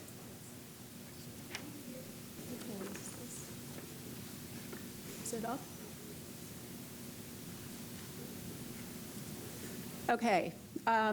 So as we were discussing this over the last couple of weeks, we talked about the impact that this would have on the community and on the businesses. And initially, the proposal that we had put and that was shown in the slide deck was for full cost recovery in South Central immediately in 2026. So that would be option one. You can see that we go from our current fees in 2025 to the full implementation of the $13,270 in 2026.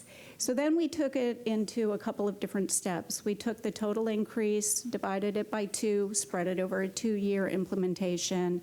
Again, same thing, taking the total increase, divided by 3, spread it over a 3-year implementation, and so on. We have a 4-year implementation as well.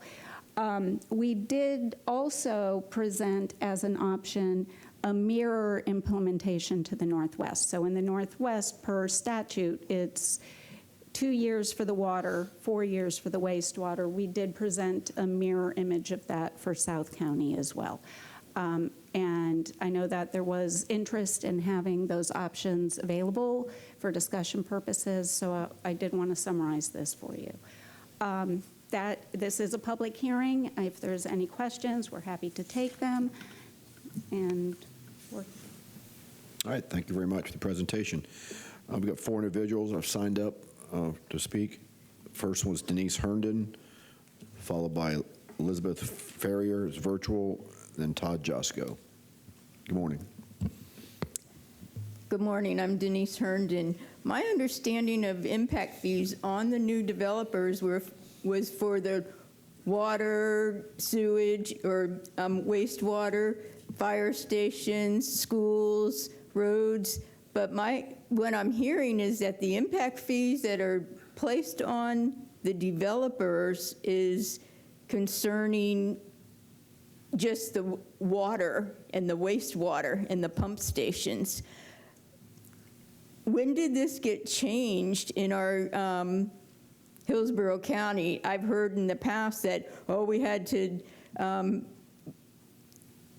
over 30 fire stations that needed to be built because of the expansion, and there was no funding for it. And so one of the county commissioners touted a lot of town halls that was her only reasoning to get the CIT revoted.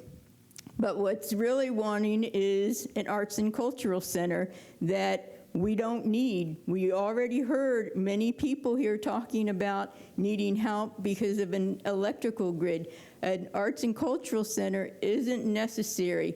This is causing segregation. I have never been a racist or discriminating about anybody, but when you start putting false things out there, saying something's for the fire stations when the last meeting, it really came out true what it was all about. It was about getting funding for an arts and cultural center that even if there's donor to build it, the county taxpayers are going to be paying for it forever.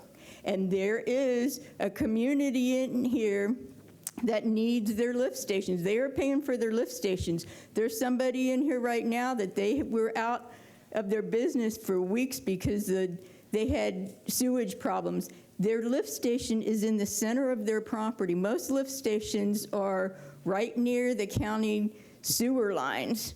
This one isn't. There's a parking lot over it. I don't know where all the problem was, but this was at the Outback Shopping Center, or Strip Center at Brandon Boulevard and Guarnto Lake Road. I really think that county should be paying and footing the bill for all lift stations that they are required to take care of. If they're paying for over $900 for new developments, why can't they pay for existing ones that you guys weren't ever paying for? We need to have that changed and not an arts and cultural center. Thank you, Ms. Herndon. Elizabeth Ferrier, is she virtual? Elizabeth has not signed in. All right, thank you. Last two speakers, Todd Josko, and then followed by Cammie Corbett. Good morning. Good morning, Commissioners. Todd Josko. I'm here on behalf of NWEP Tampa Bay, which is the region's commercial real estate trade association, to ask respectfully for you to consider a phase-in approach for the South Central water and wastewater impact fees. I don't think anybody could agree that this has been a smooth process. A lot of this information was only released to the public on Friday. I heard staff mention that the rate increase for residential and commercial will be the same, but that was something that was not evident in any of the materials. It took a lot of investigating on my point to figure that out, that was indeed the case, to the point that I would have chosen not to be here today. I could have communicated these concerns in a letter, but there literally wasn't even time to turn around a letter to express our concerns. I know that there were 2 workshops that were conducted. Again, respectfully, I think they met the letter of the law, but maybe not the spirit of the law. In the past, when the county has done impact fee increases, we've had charrettes workshops up on the 26th floor where the public could ask questions of staff and of the consultants. Obviously, in board workshops, the public can't comment. So here we are today. This is the first time that the public has been able to comment on this. And with your vote today, there will be no opportunity for the public to ask any questions of any of this. In the past, the county has phased in impact fee over periods of years. And again, because of all of these concerns, we would ask respectfully the same, that the commission phase in these impact fee increases over a 4-year period. So thank you very much for listening, and happy holidays to everyone. Thank you, Mr. Josko. Cammie Corbett. Good morning. Excuse me. Every time. Good morning, Cammie Corbett with the law firm of Hill, Ward, and Henderson. And I'd like to express my deep disappointment at the lack of transparency in this process.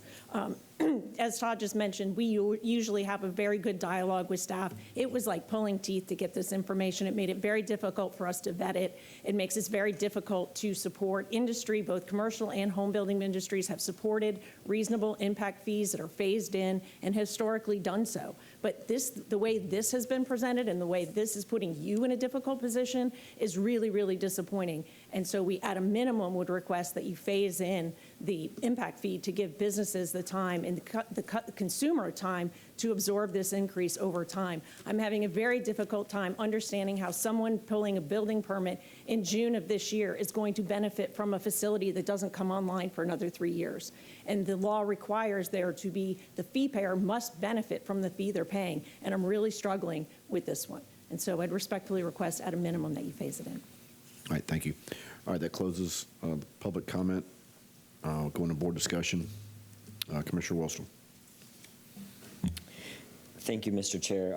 I'll just say off the top, I'm really not concerned with whatever time frame the board wants and a phased-in approach for the southeast section. I'm not really concerned in that. I just want to point to a couple of our board policies, frustrations. First, George, during the last workshop, you had told my colleagues that you weren't sure if I had heard or what I had heard at the past rate increase fee. You have since gone and found the video, and I just want to make it clear to my colleagues that what I heard was 100% correct, which is that the rate consultant in 2023 said at that microphone that 50% of the monthly rate increase of user fees that was being adopted was for new impacts for the Southeast County. Okay, I've got an acknowledgement. That was doubted during our last workshop, but that is absolutely what the rate consultant, not Stantec who did that one, it was Reptelis or whatever. And I just want to read a real quick snippet, Mr. Chair, of Board Policy 33100, which is the water and wastewater financial policy. I'm not going to read the whole thing, which is that in addition, the funds to expand the utility system to service new customers shall be obtained through capacity fees, past earnings, grants, including the community investment tax, proceeds bonded from the capacity assessment units, and unbonded capacity assessment units. It does not say that we will expand the utility service to service new customers by increasing existing customers' monthly user fee, and that is absolutely what's been happening for the past 2 years. I, in the northwest area of Hillsborough, am paying for future new residents in the southeast Hillsborough, and it's inappropriate.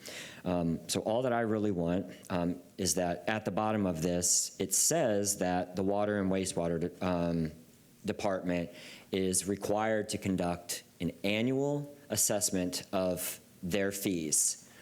And the promise to me was, well, we will make sure that when this money is captured for these new residents, that they will follow that policy and bring back a recommendation to reduce that monthly user fee that we imposed to that 50%. So then I asked, well, when is the last time that the water and wastewater department proposed reducing the monthly user fee? And that, of course, that answer was never.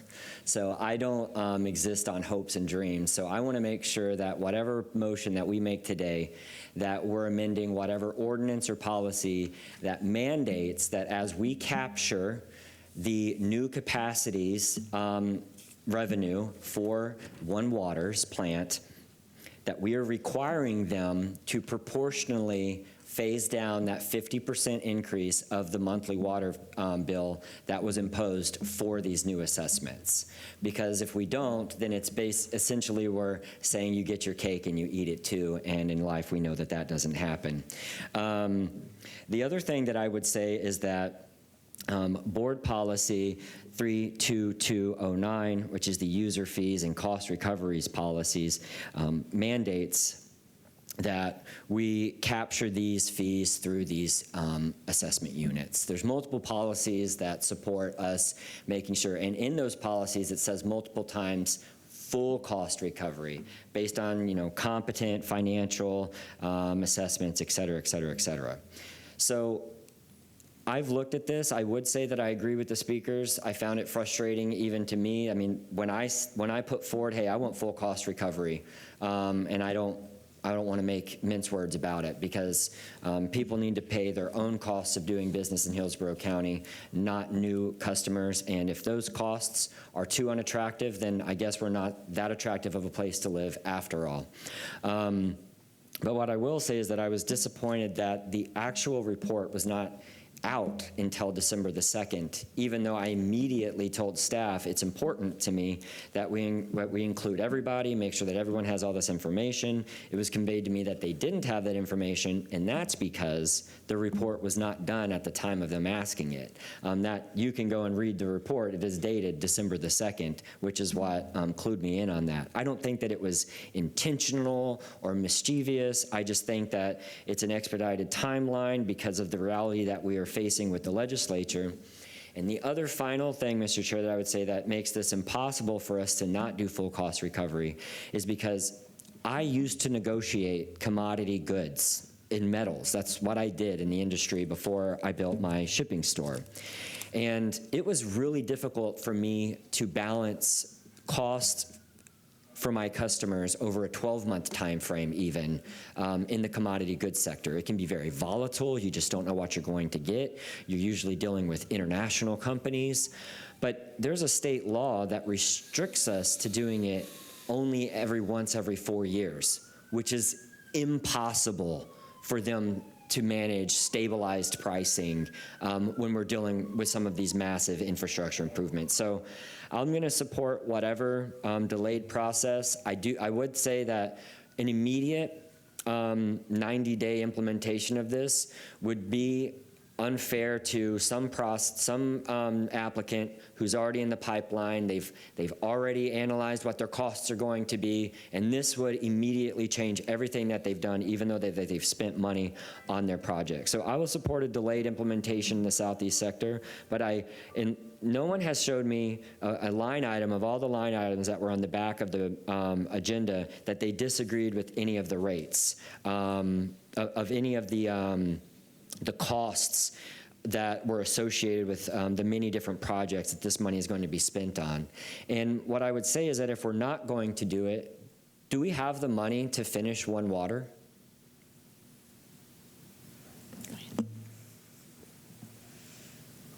Thank you, Commissioner. What we would end up doing is borrowing the money, and we would be using the rates, the customer rates, as pledge to cover the bonding. Yeah. Okay. I'll end on that, Mr. Chair. Thank you. All right. Commissioner Cohen. So I think you've laid out very well some of the difficulties that we're facing here today. When you alluded to the legislature, I think it's important for people to know that if we don't make this decision before December 31st, it's going to require a unanimous vote in the future to do so. And that is just an unreasonably high bar for us to wait. So there is something that is pushing us that doesn't allow us to kick this can down the road.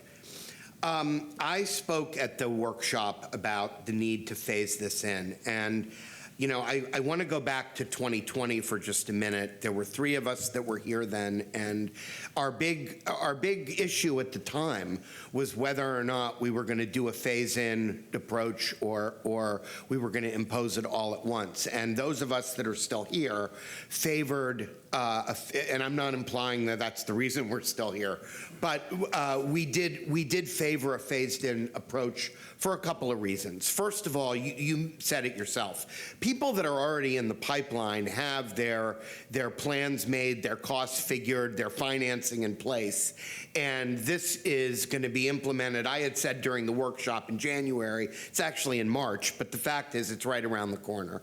So to impose something as large as 126% increase at this late date, it would create a big burden. It would also, because we know that it's going to be passed on to consumers, effectively add $7,500 to the cost of any new house almost immediately. And I think given the current state of the economy, that's also a burdensome thing.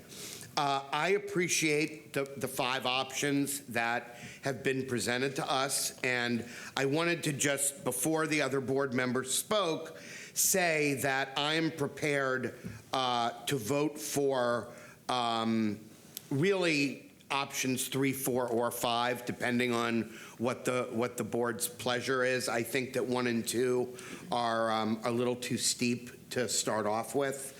I do think that the advantage of option 5 is that it keeps everything consistent across the entire county, and it would definitely be less confusing if the amounts were increasing by the same percentage and on the same timeline in all parts of the county.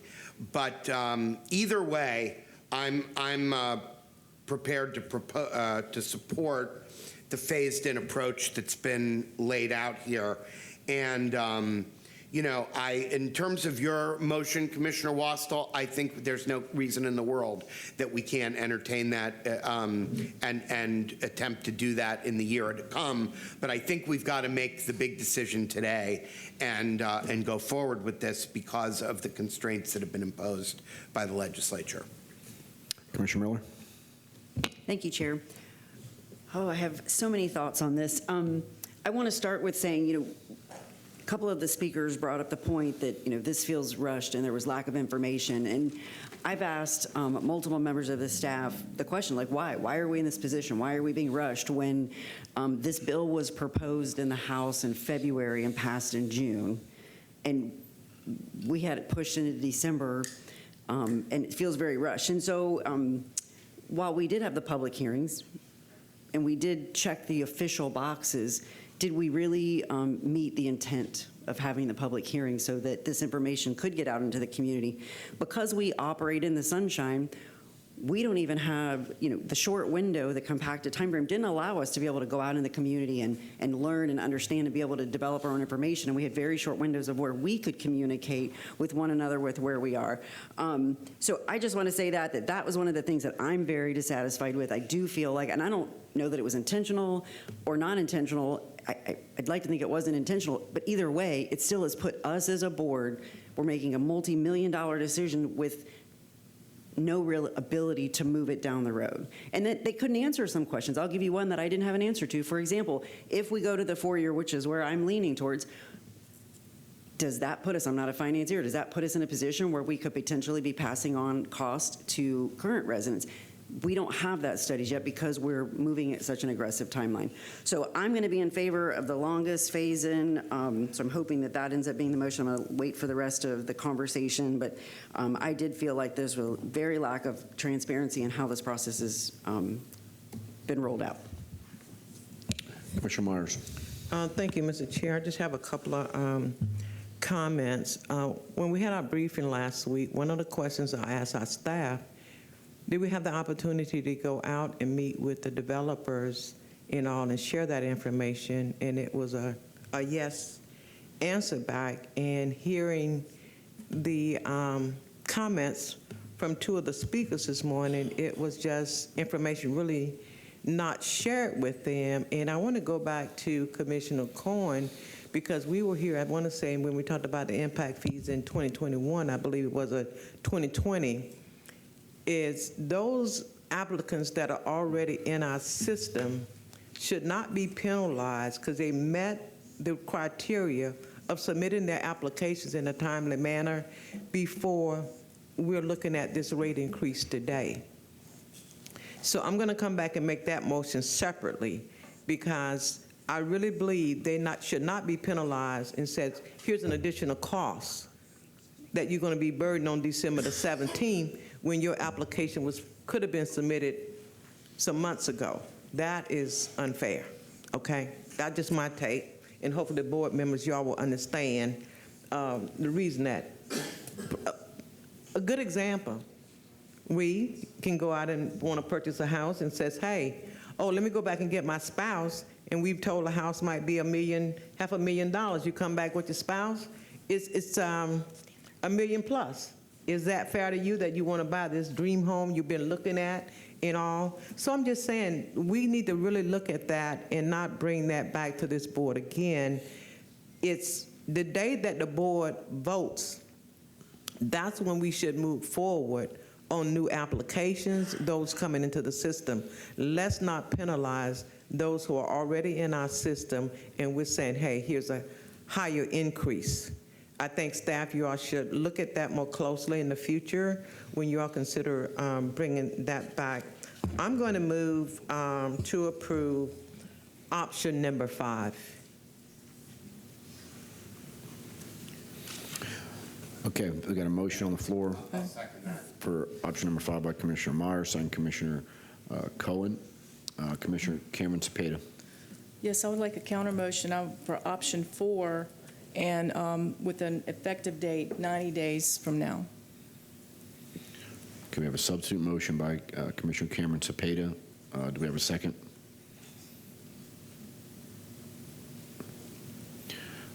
Okay, the motion dies for lack of a second. Commissioner Bowles. Thank you, Chair. I think all of our board members have kind of really set this up, especially Commissioner Wastel, Commissioner Cohen, and as I understand it, these monies are collected once the CO is that correct? Is issued to the builder? That's correct, Commissioner. Yeah, so any monies that are collected are kind of held in trust by the developers or the commercial properties, and I'm just using that term loosely. And so at some point, if they have 1,000 sites, they'd have to have that money set aside. So they're kind of putting this money aside, knowing that it's going to change, which I think brings up the point that Commissioner Whistle was saying, that, you know, you're kind of already leveraging today's dollars against tomorrow's sites. So with that, so even if we started collecting, let's say, charging that today, those monies wouldn't be actually put in use and built, or being used for us to build the infrastructure until possibly 1 or 2 years down the road. Well, that's correct. So we do collect them at the time of CO, or when we set a meter for someone to move into a home or someone to move into a commercial establishment. And I'd like to just make sure that you understand that when we changed our impact fees in 2020, we established a protocol so that if you were in the development process, if you were in the queue, you had a permit application in the queue, we honored the existing rate at that time. So if they're already in the process, we honor the current rate. It's only those folks that come in kind of after that 90-day window and start making applications for service and or for building. That's when the new rate kicks in. Right. So there's you said protocol, policy. Were we using those interchangeably? I think it was our practice, because we went through this. It was some growing pains because we had not changed impact fees for quite some time. And so when we got to that point, it was okay, immediately it was, okay, well, someone already has a building permit in the queue. They've already have an application in the queue. How are we going to handle that? And so we honored those that were in the queue.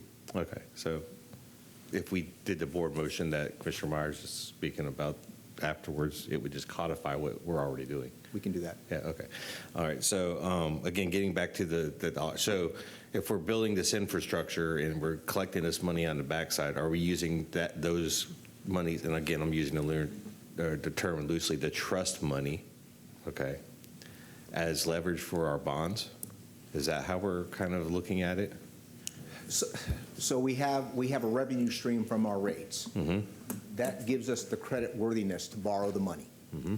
Once we borrow the money and we have a debt service, a mortgage payment, if you will, to pay monthly or annually, we're certainly relying on those impact fees to make those payments. They're pledged for debt service, that we're obligated to pay it for debt service.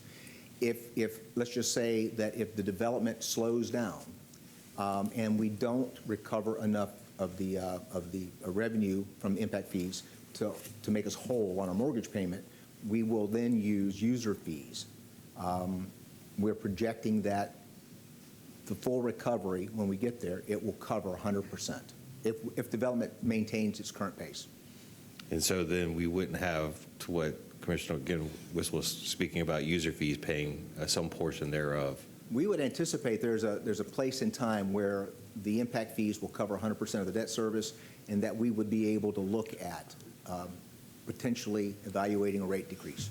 And in 5 years, we're expecting One Water to be running? Yes, it'll be up and running between 3 and 5.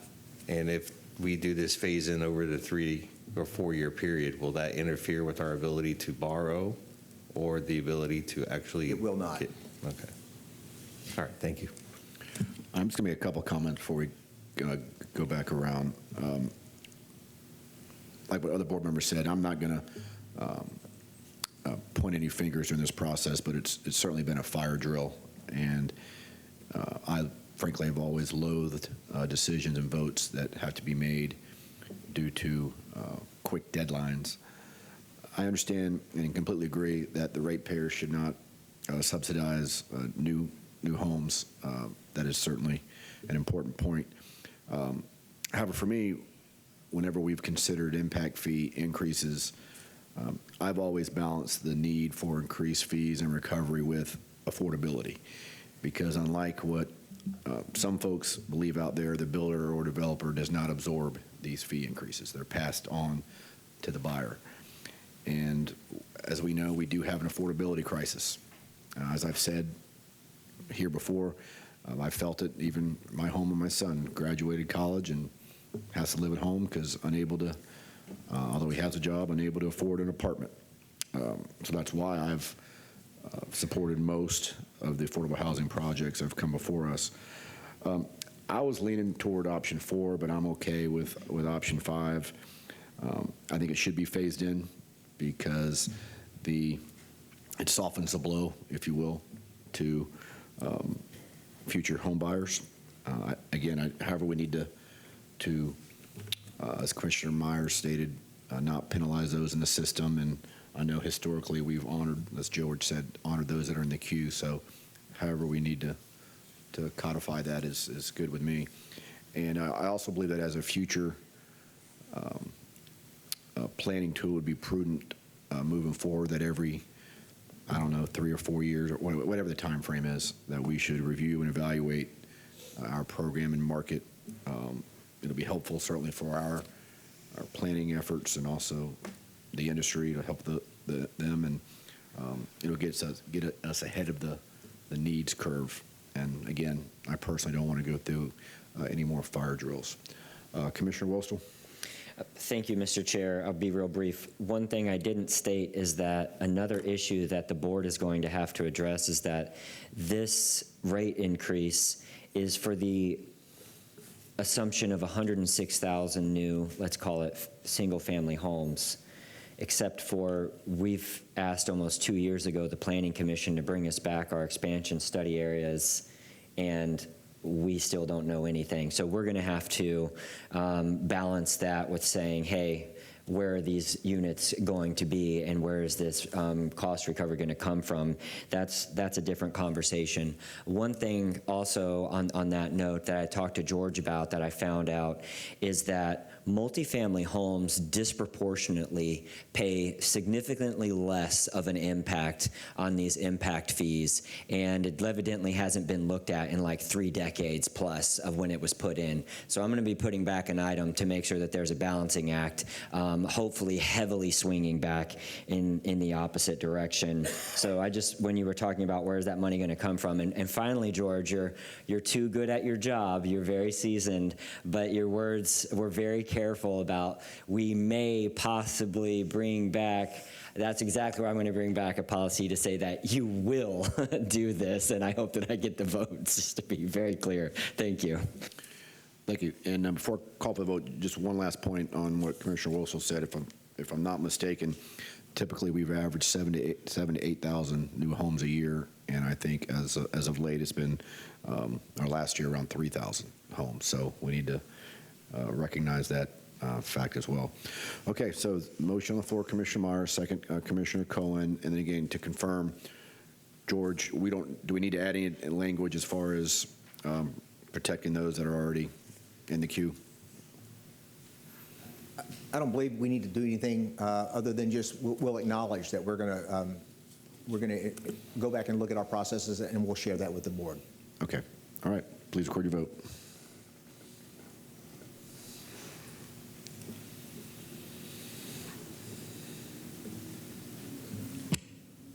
Requiring a 2/3 vote, motion carried 7-0. All right. Thank you. Excellent discussion.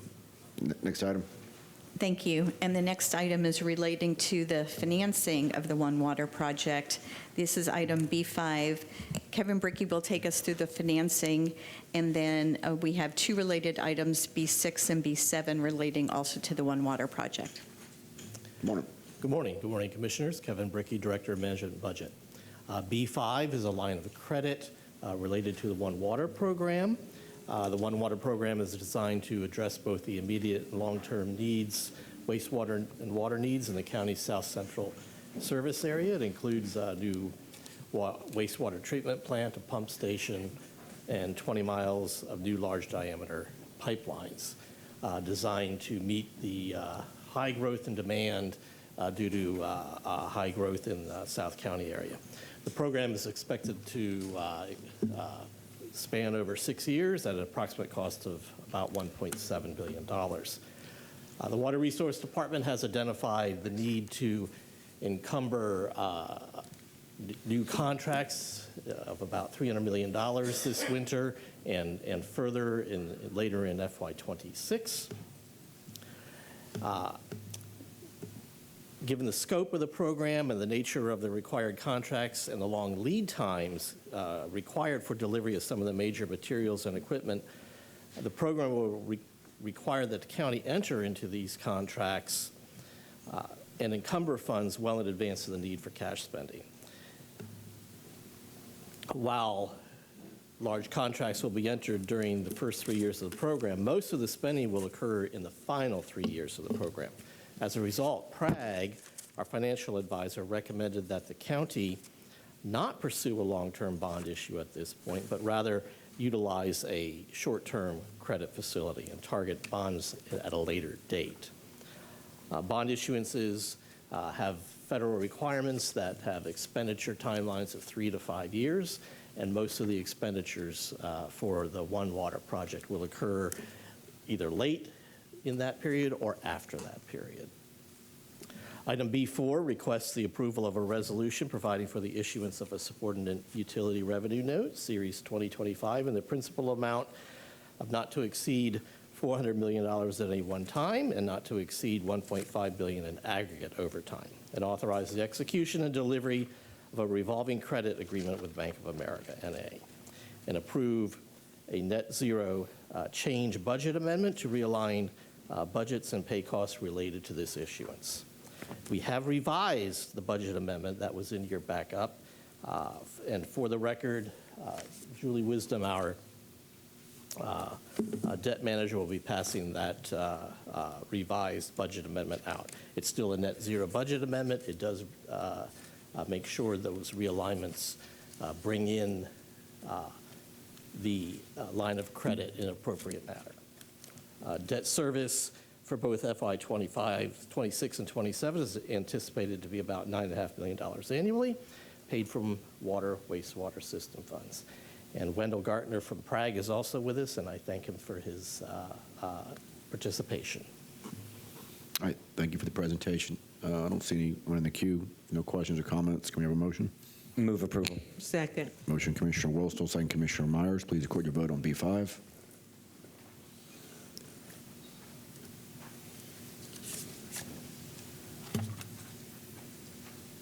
Motion carried, 6-0. B6.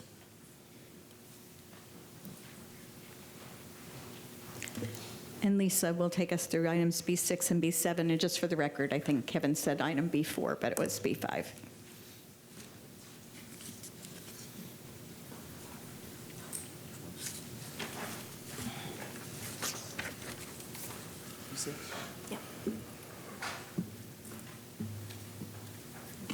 Thank you, Commissioners. Lisa Ray, Director of Water Resources, and I'm here to talk to you about item B6. I'll also be talking about item B7 kind of simultaneously as I go through the PowerPoint. B6 is asking the board to approve the third modification to the Progressive Design Build Agreement with Garney Companies, Inc. for the One Water South Wastewater Conveyance and Treatment Project, increasing the existing contract amount by $224,619,407.06. So the One Water program, as we've spoken about before, is one of the largest, or is the largest capital project that the county has ever undertaken. And in this sense, we are building three separate main components: the wastewater treatment plant, the super lift station, and the related pipelines. In order to complete this work, we do have Garney on board as the Progressive Design Build team.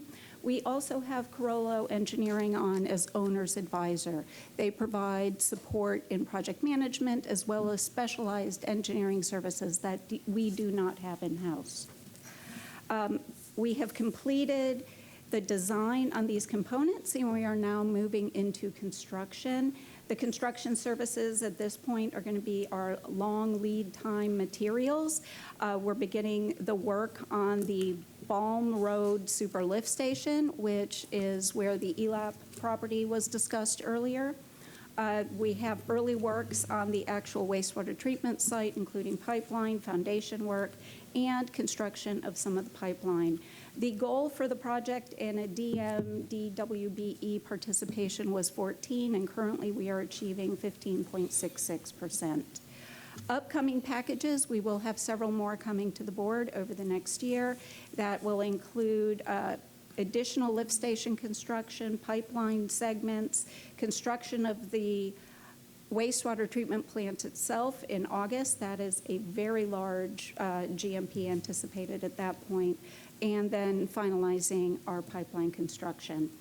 And with that, I do ask you to approve item B6. Thank you. And I'm available for any questions. Questions, comments, board members? If not, can we have a motion? Move to second. Motion, Commissioner Cohen, second Commissioner Myers. Please record your vote on B6. Motion carried 7-0. B7.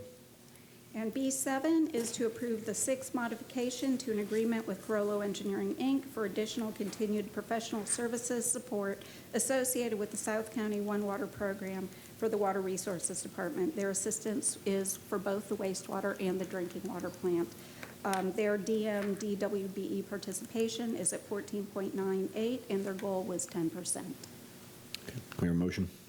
Move to approve. Second. Motion, Commissioner Myers, second Commissioner Cohen. Please record your vote on B7. Motion carried 7-0. Okay, thank you. Bonnie, you got a 10:30 time certain? Yes, sir. The next item is item E1. This is to receive a special appearance by Craig Richard, the President and CEO of the Tampa Bay Economic Development Council.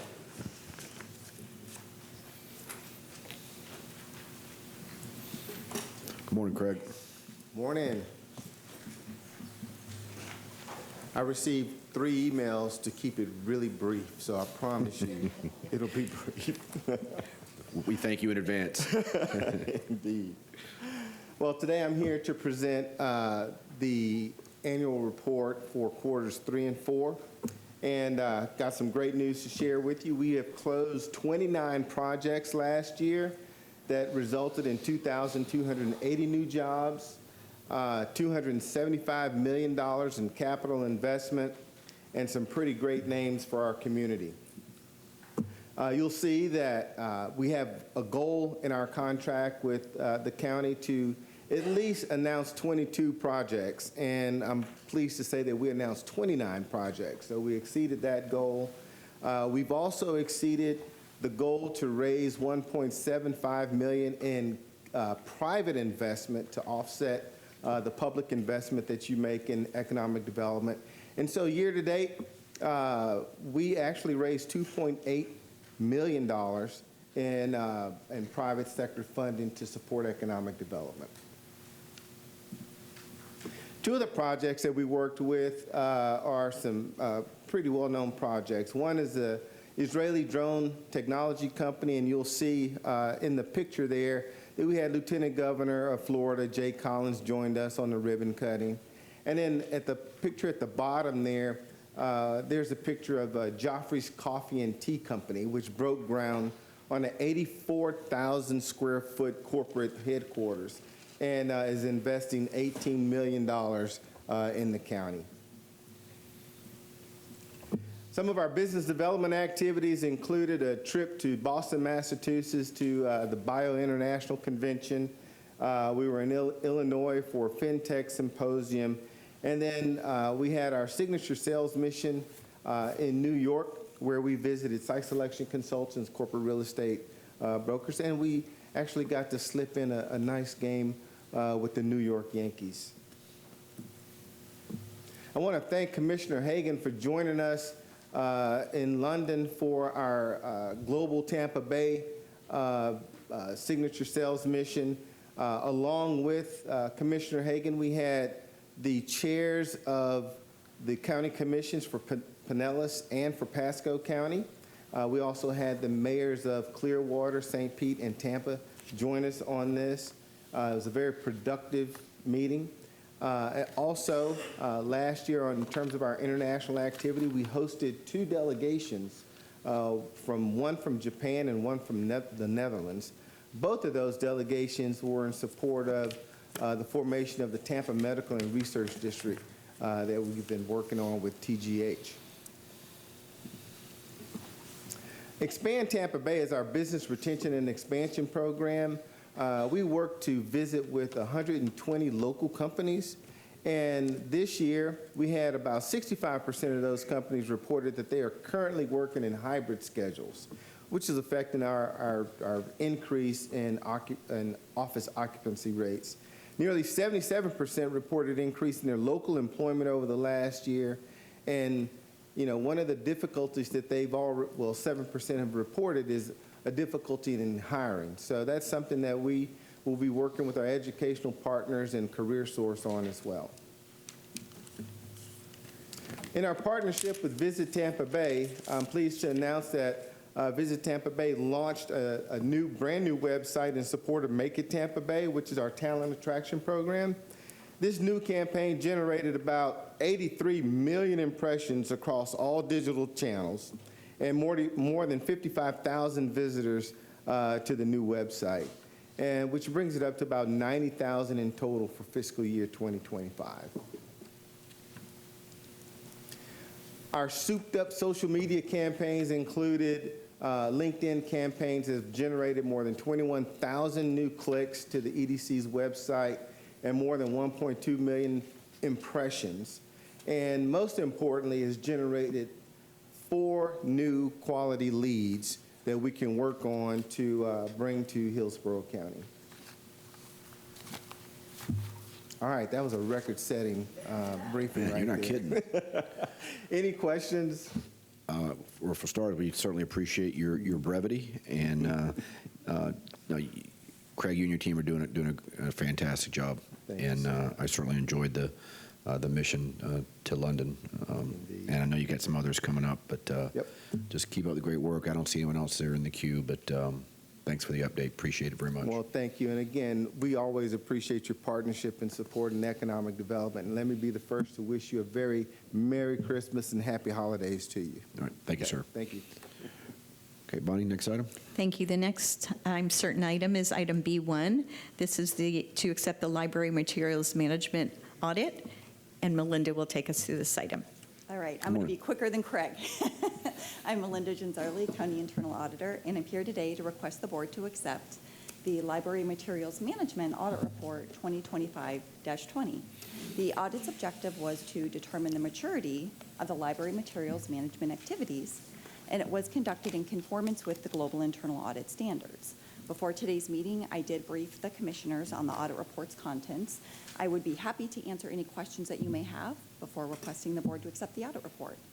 All right, thank you. I don't see anyone in the queue. Move to accept the report. Second. Got a motion to accept the report by Commissioner Cohen, second Commissioner Wostel.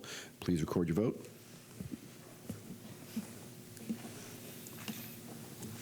Motion carried 7-0. Thanks, Melinda. Next item. Thank you, and we can move to the regular agenda now. The first item is item B2. This is to approve a mobility fee alternative satisfaction agreement for intersection improvements, and Adam will take us through this item as well. Morning, Adam. Speedily, I'm sure. Yes. Good morning. Adam Gormley, Development Services Department. Item B2 is requesting the board approval of a mobility fee alternative satisfaction agreement and a land conveyance agreement. These are in connection with the proposed realignment of Old Big Bend Road between Bullfrog Creek and Lincoln Drive in Riverview. The board gave us direction on August 20th to draft these agreements, and we have been working for some time on a group of developers who are parties to the agreement. The mobility fee agreement will provide for the construction of the realigned Old Big Bend Road and associated intersection improvements, which will enhance both roadway capacity and connectivity in the area, as well as cure a current operational challenge. The costs of this road improvement will be borne by the participating developers, and 70% of the cost of the improvement and right-of-way will be credited against those developers' mobility fee obligations. So the 30% difference is the capacity that those developments will consume for essentially site access purposes. That provides for the project to be completed by July 1 of 2029, and again, there's no county funds being directly paid towards this project. The land conveyance agreement is associated with this realignment.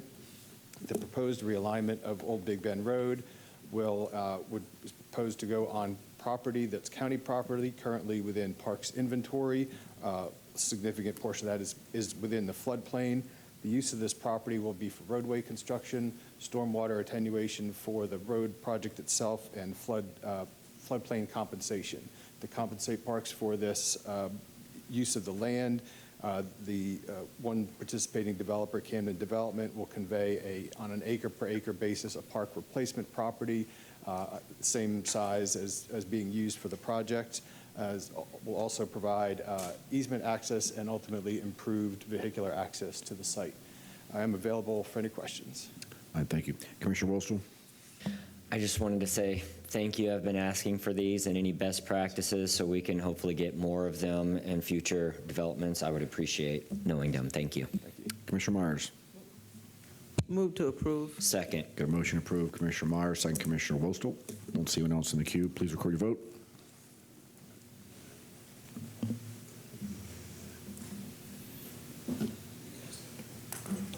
And refresh. Yes. Commissioner Cohen? Yes. Thank you. Yes, as well. Motion carried 7-0. Thank you. Next item. Thank you. The next item is item B3. This is to adopt a resolution regarding $250,000 in funding for Faith Action Ministry Alliance, and this is on the regular agenda because this is a capital project. Good morning. Good morning, Board. This is John Muller, Director for Facilities Management and Real Estate Services. If I could have the slide up, please. Today, we are bringing forward a $250,000 funding agreement with Faith Action Ministry Alliance, or FAMA. We have here somewhere, I believe, Gina Cox, the project manager, with us today, if she's still here, representing FAMA to express their appreciation of your consideration of this agenda item. As most of you know who have visited, FAMA is located in the Grant Park area and has been operating on the grounds of the New Testament Worship Center since 2014. And they do have a formal lease secured as of August 2025. FAMA provides a Grant Park Christian Academy programming which meets the growing needs in that community. And they currently serve over 60 children from that community. So FAMA recently purchased a 3,200 square foot modular classroom, which was under a 2024 board-approved funding agreement with the Social Services Department. In order to ensure the modular is operational, this agreement will fund the remainder of the site work and the other components with this installation. This agreement also provides for improvements to the adjacent parcels they own for sports programming. Please note we are requesting an exception to the policy that the funds be used for previous work completed. FAMA did incur just over $56,000 to prepare the site and anchor the modular, as well as put the stairs and utilities and fire prevention. So they got the asset and they secured the asset. While the timing wasn't favorable, if you put the two together, this is all one big project. When completed with this agreement, FAMA can accommodate an additional 60 plus or minus children for educational, after school and sports programming. And as Bonnie mentioned, the item is being presented as regular, consistent with the board policy for outside agency funding requests. We're here for any questions.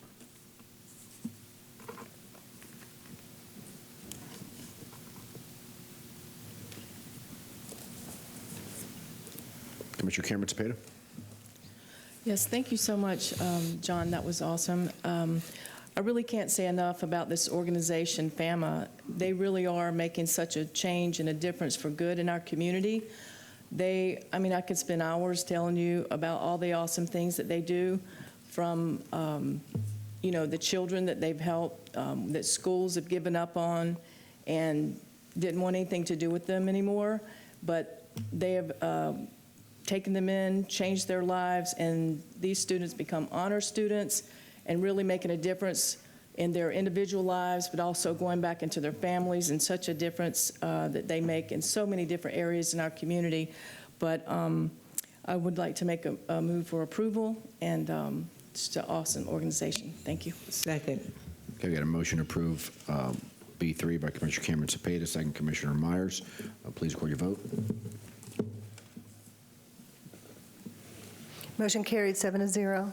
Okay, my next item. Thank you. The next item is John Muller's as well. This is to proceed with advertising for the request for proposal for a new equestrian facility. This is item B4.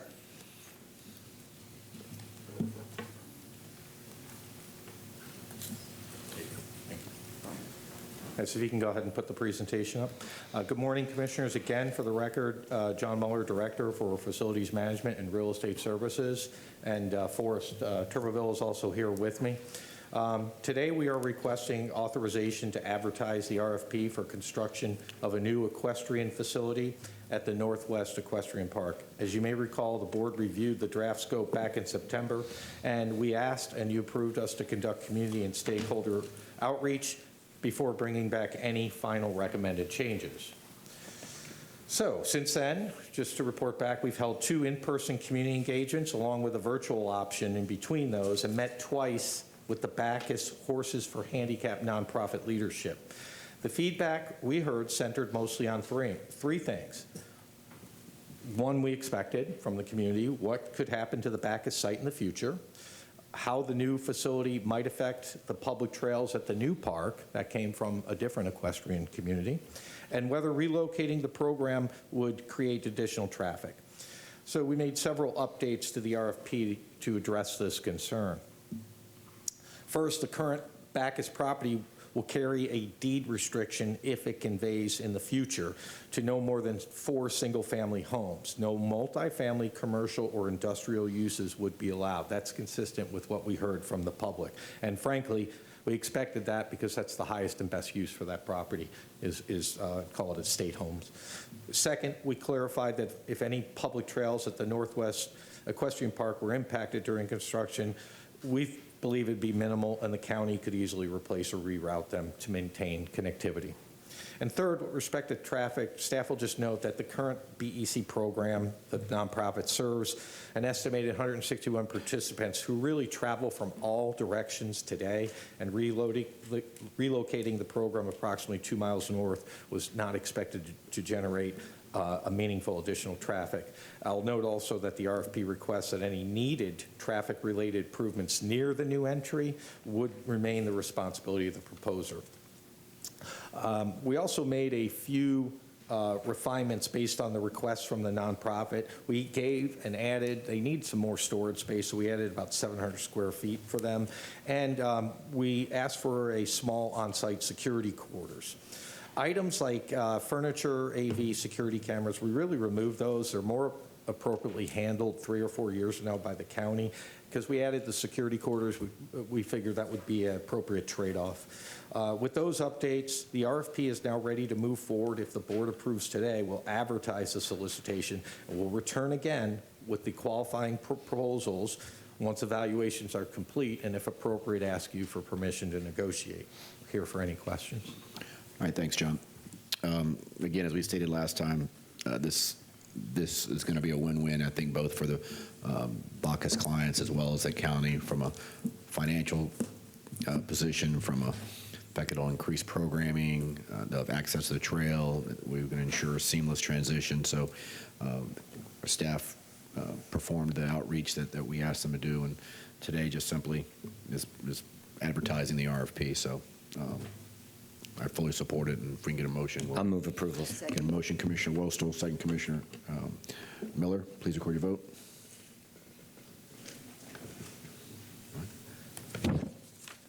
Motion carried 7-0. Thank you. Thanks, John. Bonnie? Thank you. We can move now to the commissioners section, and the first one is item F1, which is Commissioner Cameron Cepeda's item to change the scope for $20,000, allocation to the Tampa Bay Community Network, which is already in the budget. Commissioner Cameron Cepeda. Yes. So I would like to make a motion to approve change in scope for the $20,000 allocation to Tampa Bay Community Network, which is included in the adopted FY26 nonprofit budget. The originally identified scope was to use the funding to add additional space to TBCN's video production training facilities. TBCN proposes to revise the scope to expand its video production, digital media training schedule by using the $20,000 of funding to support instructors, materials, and production resources necessary for residents to complete certification level training. The funding of $20,000 is currently included in the FY26 budget, and no additional funds are required. A funding agreement with TBCN will be placed on a future board agenda. Second. Thank you. I've got a motion by Commissioner Cameron Cepeda, second Commissioner Cohen. Please record your vote.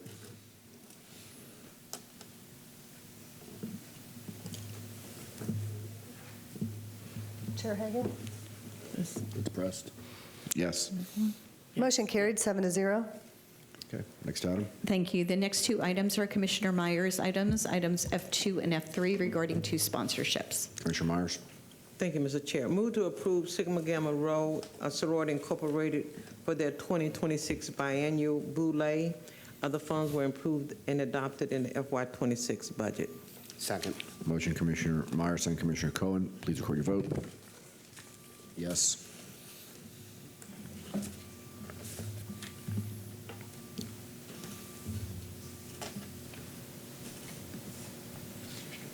Commissioner Cameron Spain.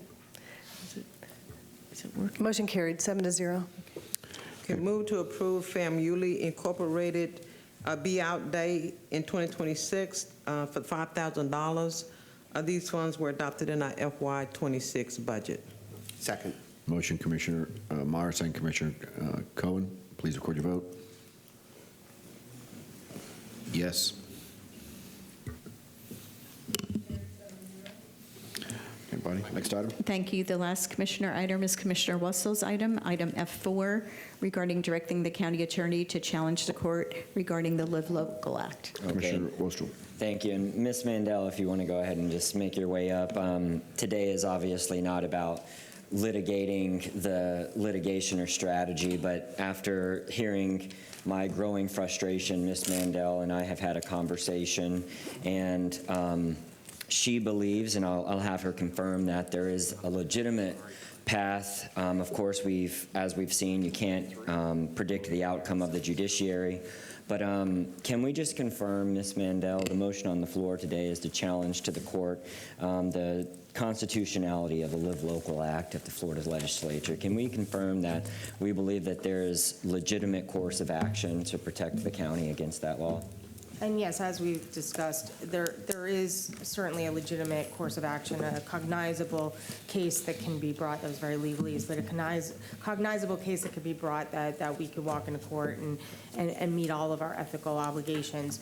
Obviously, I can never predict that we're going to prevail in any piece of litigation, because as it goes up the ladder, you face whatever is in front of you. But I would agree with that statement that you've made.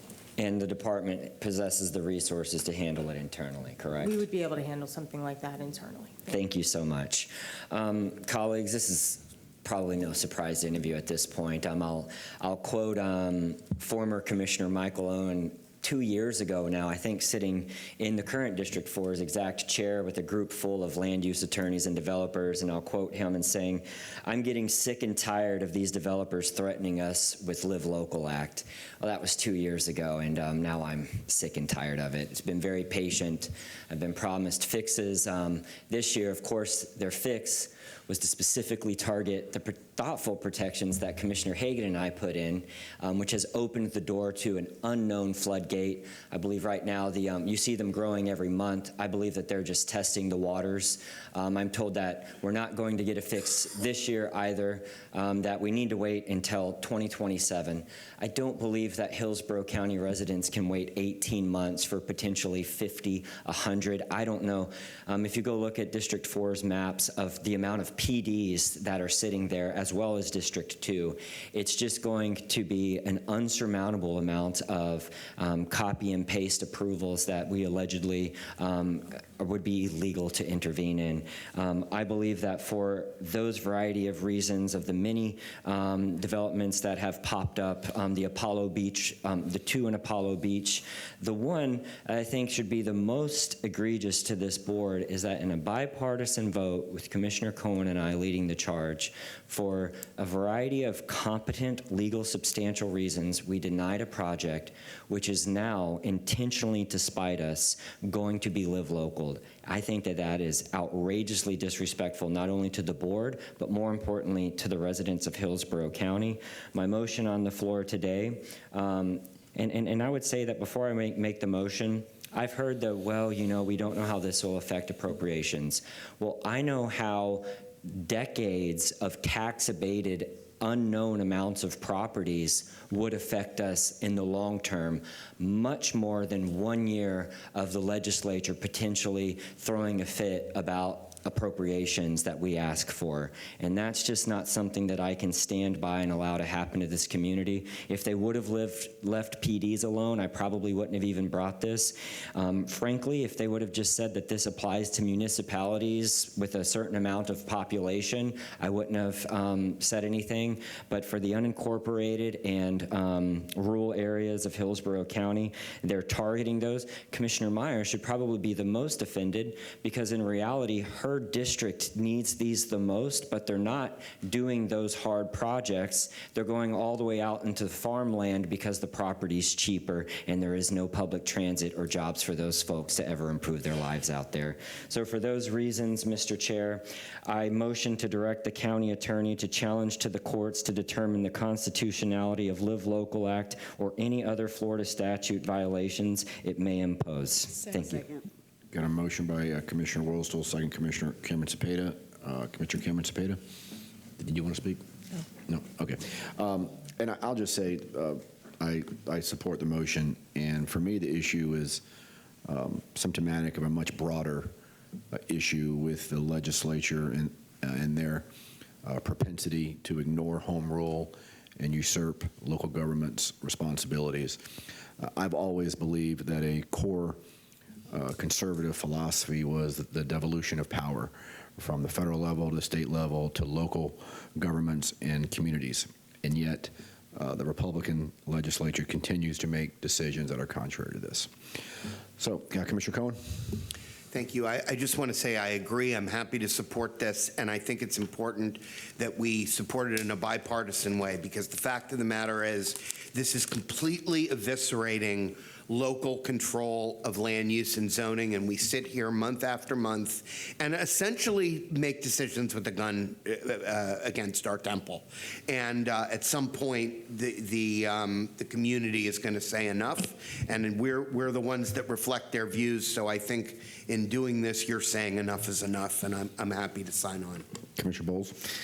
Just out of curiosity, will we be joining in concert with any other litigants across the state, or are we just glomming on, or are we doing our own path? So we have had that conversation, and I don't know if it needed to be in the motion, but obviously we should empower the county attorney's office to allow any other jurisdiction, especially those that don't have near the resources that the Hillsborough County attorney's office does, to conjoin and support this lawsuit if they so choose. Does that need to be said or on the motion? I'd make that as a friendly amendment. We can just Why don't amend we the add motion. that in as an amendment? so Sure. that we can- I accept the friendly amendment, Mr. Chair. Okay.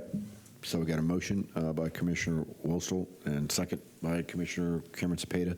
I don't see anyone else in the queue. Please record your vote. Motion carried 7-0. Also, for the record, item F3, motion carried 7-0. Okay. Bonnie? Okay, moving along. The next item is item G1. This is a staff report regarding the historic Moseley Homestead Renovation Preservation Project, and John Mueller will take us through this item.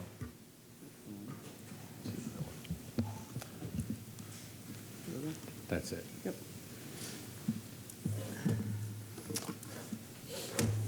I was going to say good afternoon, but we're moving along. Good morning, Commissioners.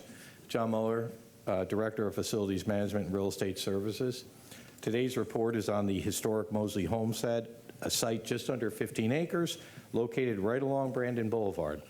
The current site dates back to 1886 and includes the main building, or the nest, along with several outbuildings. I do want to note this property was conveyed to the Timberley Trust nonprofit from Julia Moseley's estate. And as such, they were entrusted with a 140-page preservation and conservation covenants established to preserve the site. So there's a lot on this slide, but I've deliberately put a line through the middle of this to highlight that this nonprofit funding, which started back in 2017-18, has a dual mission. Up on the top, you'll see there's preservations and renovations, and then down below, you'll see capital renovations and improvements. So look at the preservation work. This is always continued and will continue. You've heard from some of the nonprofit members, Mark and Lori, that we work with closely through the years on this, is that it's been methodical deliberate in line. So the county and state to date, if you add what they've contributed in $350,000 in public funds, that was immediate. There were some urgent repairs that needed to be addressed. It did take 5 years to spend that money. The property is, of course, fragile, and work must be done to ensure all historic compliance. The trust has asked for another $250,000 of county funds to match $250,000 in state funds. So that's another $500,000 in public funding. In addition, they have received a $25,000 funding amount this budget year to renovate one of the outbuildings. Combined, that's a total public investment to date in just preservation to $875,000. So we really await two items from the trust: an updated business plan and a plan for visitation. And Mark Proctor spoke to that. As the reason for that is, as you start to near $1 million, and under the board policy, of course, we wanted to make sure the public benefit was there. And that was really, for this site, visitation, again, complying with a 140-page covenant not to destroy the site. We expect to have those items, or actually I'm going to ask, I know the board members are here, we're going to require those two items, anything on the preservation, they're close, but we want those two items by the end of January so we can move this along. I'll note last that if you use an average spend of $50K or even go as high as $75K a year, this funding will last them several years. Keep in mind that this is an all-volunteer board. There is, as of today, no full-time staff. So again, there remains, beyond what I just stated, another $350,000 that remains unused. So let's go down to the lower half of the slide. So this is the construction of a community center, and this is really the portion that has not developed. And again, their board spoke to it as well. I mentioned the covenants, which include visitation by small group by reservation, preventing overuse, maintaining the landscape as is. So when we initially got this, the community center with there was an initial 3-member Timberley Trust board. We realized that the operator, who would have been the History Center, would have been $120K cost annually. The county started to look at the risk of substantial funds being invested for a community center. At this time, the trust board expanded to 10 members who came with different opinions. That's their board. I believe all parties at that point then recognized the idea of a community center to help support the site financially was an approach that would trigger too much change, too much damage, and this funding remains unused. So of the total amount of, if you add this year's appropriation of $1.675 million allocated to date, approximately $250 or $246K to be exact has been spent. For those who have visited the site or have not, here are some photos, just some brief photos. You see the main building up there, and it gives you a sense of one of the outbuildings there below that. So I mentioned, where do we stand with that preservation funding? So in the past few months, Mark and his team have secured a plan for visitation with the neighboring restaurant Portillo's. We saw that as fantastic. That was one of the first things we thought as well. Portillo's allows the trust to host their visiting groups and provides parking and restrooms. This plan aligns with the trust's goals and preservation, but can still provide public access for tours. As I mentioned, we expect the trust to complete their submittals next month on this to move their preservation along. So with regard to the funding of a community center, Lori mentioned this in her public comment. The trust is proposing a change in scope. Their preference would be, in place of a community center, to add 2 low-impact structures, an eco center and a creative studio. These would be staffed by volunteers, so there would be no additional ongoing cost. They do also need a vehicle just to complete their business plan so that they can have ADA access without creating paths and walks throughout that site. So next steps for your consideration. As I've mentioned, preservation work continues at the pace at which they can conduct. I do note, and I've said this to them a few times, we encourage them to consider and prioritize improving the resiliency of the site in case of a disaster. It is a fragile site, and you want to be sure, knock on wood, if an event happens, that you're there to have a plan to prevent damage. With regards to the capital funding, while the trust has requested additional time, 6 months, our recommendation would be to expedite that to approximately 3 months. I would say the end of March, so we have time to evaluate as well, too. We would ask the trust, and I know they're here, so I'll repeat this to them at a later date, but I would provide all details of the proposed change in scope, bids and quotes for the work, and conduct pre-permitting meetings with the County Development Services Department. And we're happy to assist them to arrange that, because they really need to determine what restrictive covenants, which they as a board would need to change formally for any change in project scope. Finally, I'll mention that on one of the previous slides, we encouraged the trust to use the county's Historical Preservation Challenge grant program. And they did do that successfully for a total of $12,600. Long-term, we encourage the trust to increase public awareness and fundraise. The trust in the long term has the option to also use that program. It allows them to do smaller grants with a match that they can pace with their all-volunteer staff. As their own comments, wrote a few down: correctly, not quickly, deliberately, and thorough. So again, just to give you a flavor where we think this was long-term. Available for any questions. What's the pleasure of the board? I'm sorry, Commissioner Myers? Thank you, Madam Vice Chair. Thank you for the overview, John. I'm going to move to approve for the organization to submit us a 90-day plan by March 31st, 2026.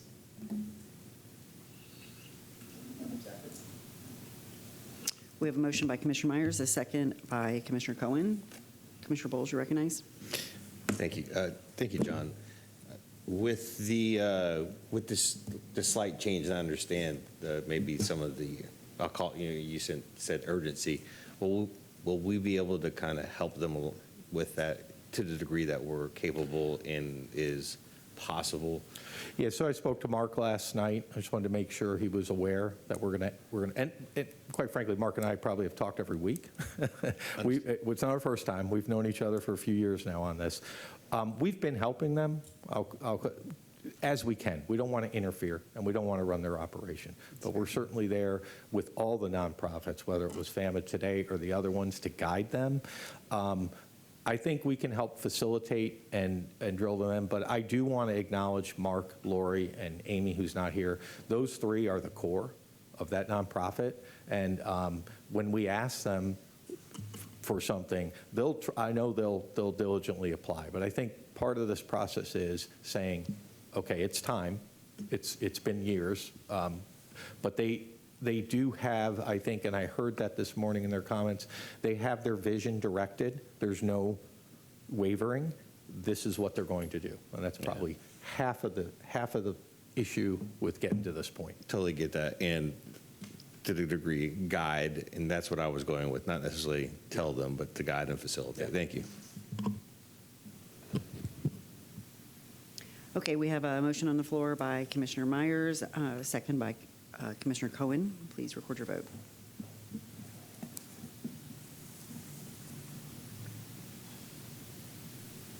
Motion carried 6-0. Thank you. Okay, thank you. We have one item that was pulled from consent, which is item A5. We'll take that before we do future items, if that's okay? Yep, sounds great. Thank you. Okay, very good. This is to approve and execute the local housing funding agreement for the replacement of the electrical infrastructure for the Regency Cove development, and Cheryl Howell will go through this item. Thank you. Good morning, Commissioner. Cheryl Howell, Assistant County Administrator, Community Impact. And I'm here this morning to present to you item A5 for the local housing fund agreement with Regency Cove Electrical Infrastructure Project.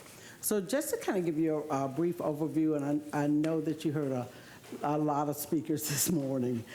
This request is for approval of $3,764,341. And it's really to help 431 seniors preserve their home.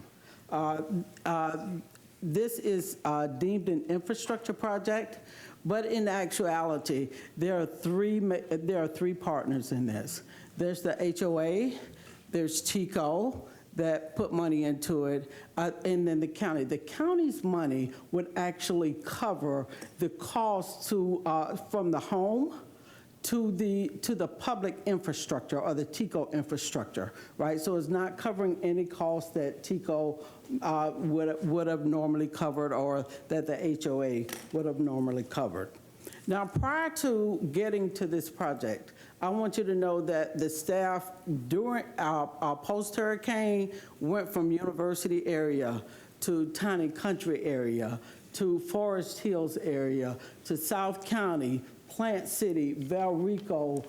They were out there in the community, and so we worked with the community, responding to calls that came in through the EOC, responding to news articles that came out or from reporters or calls that came into the commissioner's office. A part of our staff was still serving in the shelters, and some of them still serving on pods, but the ones that weren't doing that was out in the community working 12 to 14 hours a day trying to reach and connect with the needs of the people.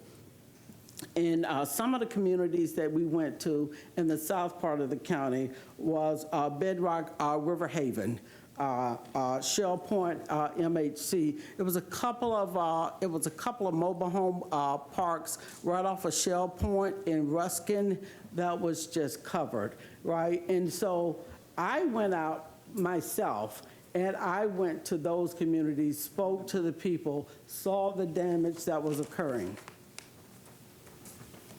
We assess things from a disaster response perspective. We looked at the amount of damage to the home, the infrastructure laws, the coordination with development services to see if this home was rebuildable, FEMA laws that were in place as well that really impacted how you could move forward. So even though some of the projects we would have loved to move forward with, we weren't able to because FEMA said, no, you can't rebuild, you're not able to do that. So, and we also evaluated repair versus replaceability, the feasibility of a project coming in. Some of those projects were, we would have had to do elevation on those projects. And the cost of elevation was 400% greater than the value of the property. So some of them were not cost feasible. And it impacted broader issues as well, the national insurance programs, really being compliant with many of the things as a county that we have to be compliant with. So some of the key considerations that we looked at in this particular project was that this was a nonprofit community. And so there was indicators there that they had a segment of the population that the funds were targeted to serve. So even though we could go up to 120% median family income, when you start looking at the types of assessments, most of the families that fall into that income category don't have $10,000 or $12,000 sitting around saying, I can pay for this assessment. They are living on the edge. The other things that we looked at was the type of impact that the county could have. 431 households for seniors, preserving that affordable housing. This was not a project that had current county investment. This was not a project that ever received any subsidy. And chances are these individuals were not individuals. These were hardworking individuals now in their retirement state who needed help, right? Probably for the first time in their life. And so just for funding context, the local housing fund it comes from countywide funding, and it's designed to serve the entire county. So whether they live within the municipalities or outside of the municipalities. And this right here, really, this project is to prevent long-term displacement of elderly people who, for the most part, can't go out and get second jobs. They can't increase their income. We did look at funding opportunities for the city of Tampa to see if they had programs that were applicable. They did not have programs that were applicable or that the residents could apply to. And so we coordinated with the county attorney's office, with TICO, with Regency Cove, the nonprofit leadership there. We had countless calls with the residents, worked very, very closely with them. And as I said, you know, any project that we work on is subject to approval by the Board of County Commissioners. So we're not out in the community making commitments on behalf of the board. We simply say, these are projects that we work on. We bring these what we want to say well-deserved projects to the board for your approval. And today, I just want to request approval of Agenda Item A5 to authorize the local housing funding agreement with Regency Cove for the preservation of 431 disaster-impacted households. Thank you for that presentation. Commissioner Wostel, you're recognized. Thank you, Madam Vice Chair. I know you pulled this, and it would be easier if I heard your concerns first. So I'll just say a couple of things. The Regency Cove community wouldn't even know this, but I actually myself spent a copious amount of time with TICO on the phone, adopting them as my own employees during the storms, and specifically about the troubles that Regency Cove was going through and making sure that their reps were out there quickly. I'd imagine that I'll hear something similar from Commissioner Cohen. One thing that frustrates me on the TPO meetings that I actually took time to go and just take a look at is hearing from, and I'm not surprised to hear, and by the way, good job, I didn't even see this item on the meeting. I'm not surprised to hear that the city of Tampa doesn't have a program to help this community, because the city of Tampa sucks, I'm just saying. And I hear constantly from their own representatives that, well, Commissioner Wostel makes these items impacting my city. And so I actually took the time. I actually received 4 times more votes than any of the Tampa City Council at-large members, and 3 times the votes of the City of Tampa mayor for the City of Tampa. And it's disrespectful to the City of Tampa residents to continue to say that the 3 countywides don't represent them. We actually receive significantly, overwhelmingly more support than the City of Tampa elected officials in the election cycles. I understand probably the frustrations that are coming from District 4 is that over the past years and decades, District 4 has absolutely, without a doubt, been significantly underrepresented and funded on many of their needs. There's actually a several-decade-old policy that Jan Platt made, which was to make sure that no funding was allowed to go out into District 4 outside of the urban service area to fix their roads. I mean, that was a motion that was made. You can go and look that up. And what I would say is that it was pointed out that this was countywide, which means that they also did tax. If we feel like there's a project that the Ruskin area, everybody needs to be being treated with the exact same level of urgency and priorities. While I do believe that some underhanded things have happened to the District 4 office, I don't believe for a moment that Commissioner Cohen would have participated in something like that, and this was just probably an opportunity to improve this residence's emergency after the storm. So if there is another community that needs help and we need to make sure that staff's treating them with the same priority, I want to hear about it and make sure that that's happening. I would just say that I do believe that this is a good item. It's a difficult situation, but there's few instances when I believe that the government should actually be spending people's money, and that is in times of natural disaster. And obviously, I know that you are also super sensitive to the senior citizen community, just like I am, and that we want to make sure that everybody in the low-income and senior citizen population is helped the best that we can. So I do think that this is a good item. I am not surprised that the city of Tampa didn't have an item to help them. And I am saying that begrudgingly for many reasons, because I'm tired of hearing that we don't represent the city. Even in the photos today, you see pictures of Jane Castor, and it's like, come on. It's frustrating and tiring. And so anyways, maybe I'll hear what your concerns are and I'll speak again, but I do want to make sure that everybody gets the help that they deserve, including in District 4. Thank you, Madam Vice Chair. Commissioner Cohen. Thank you very much, and I appreciate your words, Commissioner Wustall. Let me start out by saying that we have a lot of money that's coming through the CDBG program to relieve different hardships that were created by the hurricanes. And I look forward and promise that when that time comes, I'm going to give every consideration to District 4 and District 3 and District 2 to make sure that everyone across the county is treated fairly.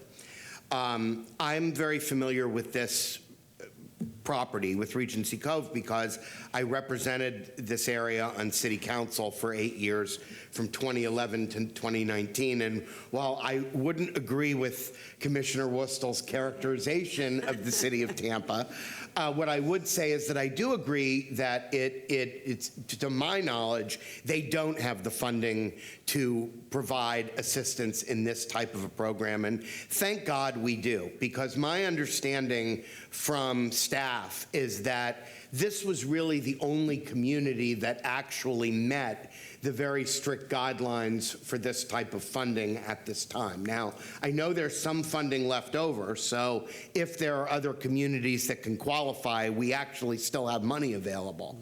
But I think in this particular case, the benefits are enormous. This is a community of income-constrained people who otherwise would have their homes put in jeopardy. Many are veterans. I just turned 55 myself, so I look forward to this being an option for me at some point.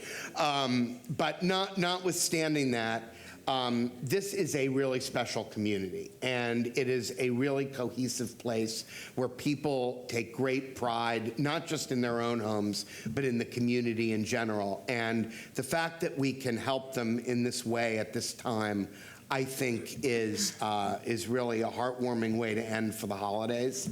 I do want to make a motion for approval, and I want to just close by saying that I have said all along, I've said this for 6 years, that I don't want anything for District 1 to come at the expense of the other districts. I want all of the districts to be treated fairly. But at the same time, when there's something available for District 1, I want us to get our due as well. And because this is countywide dollars, it is money that was paid in by everybody, including people in the cities. And I think that for that reason, it's a very justifiable expense for the Board of County Commissioners. Second. Thank you for your comments. We have a motion on the floor by Commissioner Cohen and a second by Commissioner Cameron Cepeda. Yes, I just want to say that was a really great report. Thank you very much. And also, so much has already been said here that I agree with, but you know, with so many elderly there, the handicap and veterans, I mean, I absolutely support this and second your motion. Thank you. Commissioner Myers, you're recognized. Oh, thank you. I'd just like to echo what Commissioner Cohen has said, because the CDBG DR funds really would come in handy to be shared in all of the districts, and to make sure those districts that the communities that are underserved, that we put those dollars there. And I know those what the dollars are to be used for, but let us look first to see who was impacted the most and then help them first. Thank you. My apologies, Commissioner Bowles. No It's hard worries. to read the things here on my screen. Yeah, it's totally okay. And I'll wrap it up. So with that, and this is probably a better question for our county attorney or county administrator, DR funds, once a project's in the hopper, we can't use those funds for that. Is that correct? So for this, we've already got it underway. We can't use those funds. Right. I would say that would be supplanting, and so. Right. Yeah. But we could have a little Post-it note that says, hey, we used something over here. And if there's a future project that we could kind of use that as maybe an offset that we hadn't anticipated. Does that make sense? I think we can look at that at the time. But that being the How about case. that for a non-answer? Yeah, but I understand. But the idea is that this is exactly why we got that money. We can't wait for this to happen. We have so many residents being displaced. Absolutely not. So we have to do that now. Absolutely. There's no question about that. But this is exactly what that $700 million is for. And we should be using it for exactly this reason, to help these type of residents. So let's continue to do that. And let's keep an asterisk next to a few things out there. Thank you. Thank you. So now we're going to get to why I pulled this, and it sort of has shifted for me as I've gone through this. But when this first came to the board in 2024, it was presented as an opportunity to help manufactured housing communities with an emphasis on those in South County. That's how it was presented to me, post-hurricane impacts. At the time, the board even approved extending the eligibility to 120 AMI because we were told it would allow the county to assist more residents, especially in the unincorporated areas. More than a year has passed, and we haven't had a single briefing brought back to the board, and no updates on the funding was available or how they were evaluated, or whether the communities originally discussed were still under consideration. Once the department realized that their initial search for this project with a countywide impact was not achievable based on the preset, they should have informed the board. Instead, they went in a different direction. Buried in consent, I felt that's what it was, and I'm entitled to the way I feel when I look at these. 70% of the funds were being spent within the city of Tampa without an explanation of why unincorporated communities were no longer being considered, whether all communities were thoroughly evaluated, what challenges were encountered in the areas originally presented to the board. To me, I felt like it was a bit of a bait and switch. What we were told that this program was going to be used for in November of last year ultimately is not what came back to us. It's important that the project, we didn't know this information. Actually, my motion today was going to be for you to present what you just gave to us, and I felt like that should have been on the table to begin with, because it would have made my decision easy. And so when I spoke to the administrator last night, I said that was all I wanted. I wanted to understand how the decision was made, why it was made, because I have to go back to my constituents who you noted were Bedrock, Shell Point, Hawaiian, Feather Rock. When I went and looked at those communities, there's great need there. So I needed to understand why you didn't choose them, and instead we're choosing a community. I understand that money's tight for everyone, but homes in there are over $400,000. Selling right now, over 400. So you hear a mobile home park, and I think of communities like Shell Point, not ones that have beaches and swimming pools and boat slips. Yes, ma'am. So I pulled it because I felt like there was a lack of transparency and full understanding of how the staff arrived at this. That's why I pulled it, and why it differed so significantly from the original intent in 2024. I'm going to support this based on the information that I was given today, but I don't feel that it was an appropriate place for consent, and maybe we need to talk about how those things get there.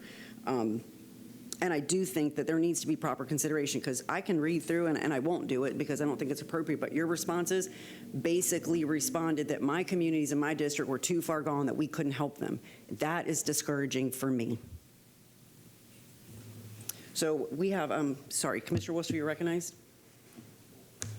Well, I did want to hear what you have to say, and yeah, I mean, I do vaguely remember the emphasis on South County discussion. So is there any added context, I mean, about why that moved? I can add a little bit of context. So initially, post-storm, when we were out in the community, there were a lot of mobile homes that we thought that we would mobile home communities that we thought we would be able to assist.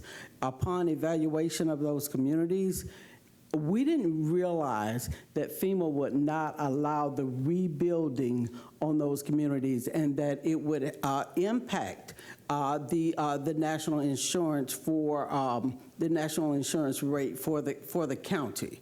And so upon just getting into the weeds of all of that, we realized that, let's say, one of the mobile home communities right off of Shell Point that sits right on the water. FEMA was saying, no, you cannot rebuild here, right? Some of the communities, we were looking at elevation for the mobile home, the individual mobile home units, and the cost for those were well over $200,000 for just the elevation, not even factoring in the cost of the mobile home unit itself. So there were some price gouging, some skyrocketing costs, things that were not anticipated. When we initially looked at it, we looked at what the current cost was, right?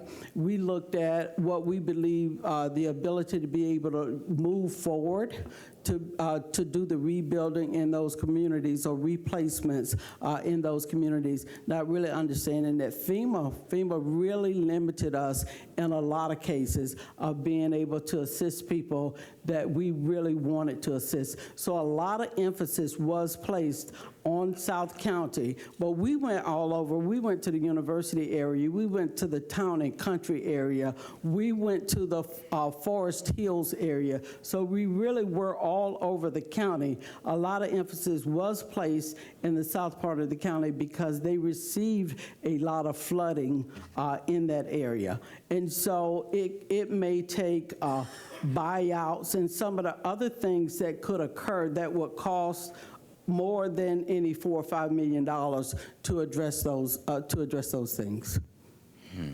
I mean,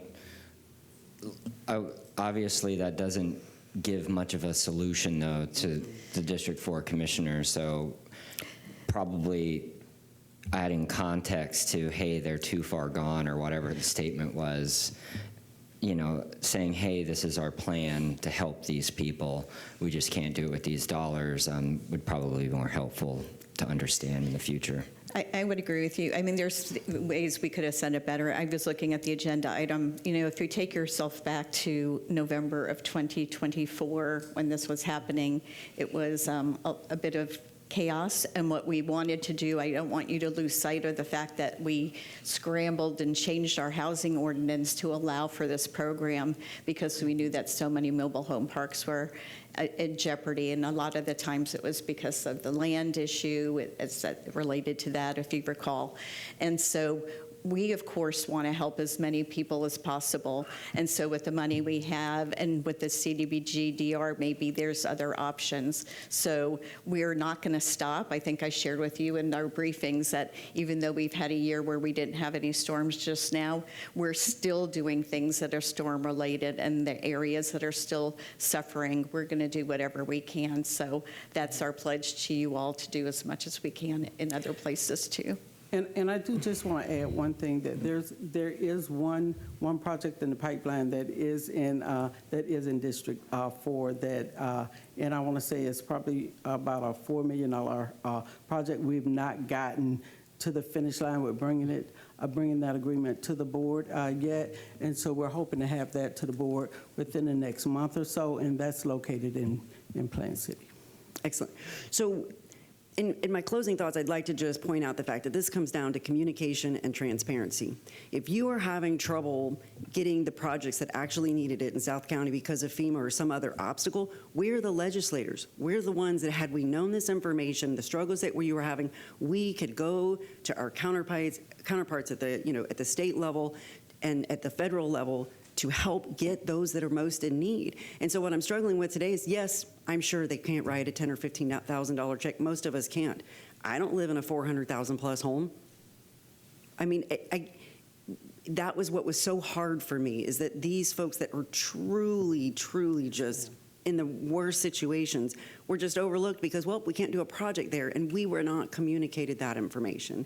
And that's honestly, what I struggle with today, I kind of feel like I've gotten my point across on this. I require a lot of communication. I ask a lot of questions. Anybody I know, as I do my own briefings, we could have probably gotten through a lot of this if I had just said, hey, listen, bring this, because what I wanted was the presentation that you gave today to fully understand. Yes, ma'am. So we have a motion on the floor, I believe by Commissioner, I don't even know where I put it, Commissioner Cohen, a second by Cameron Cepeda. Please record your votes on A5.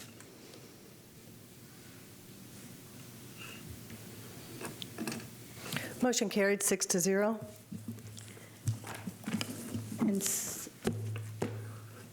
Madam Vice Chair? Go. Yes, Okay.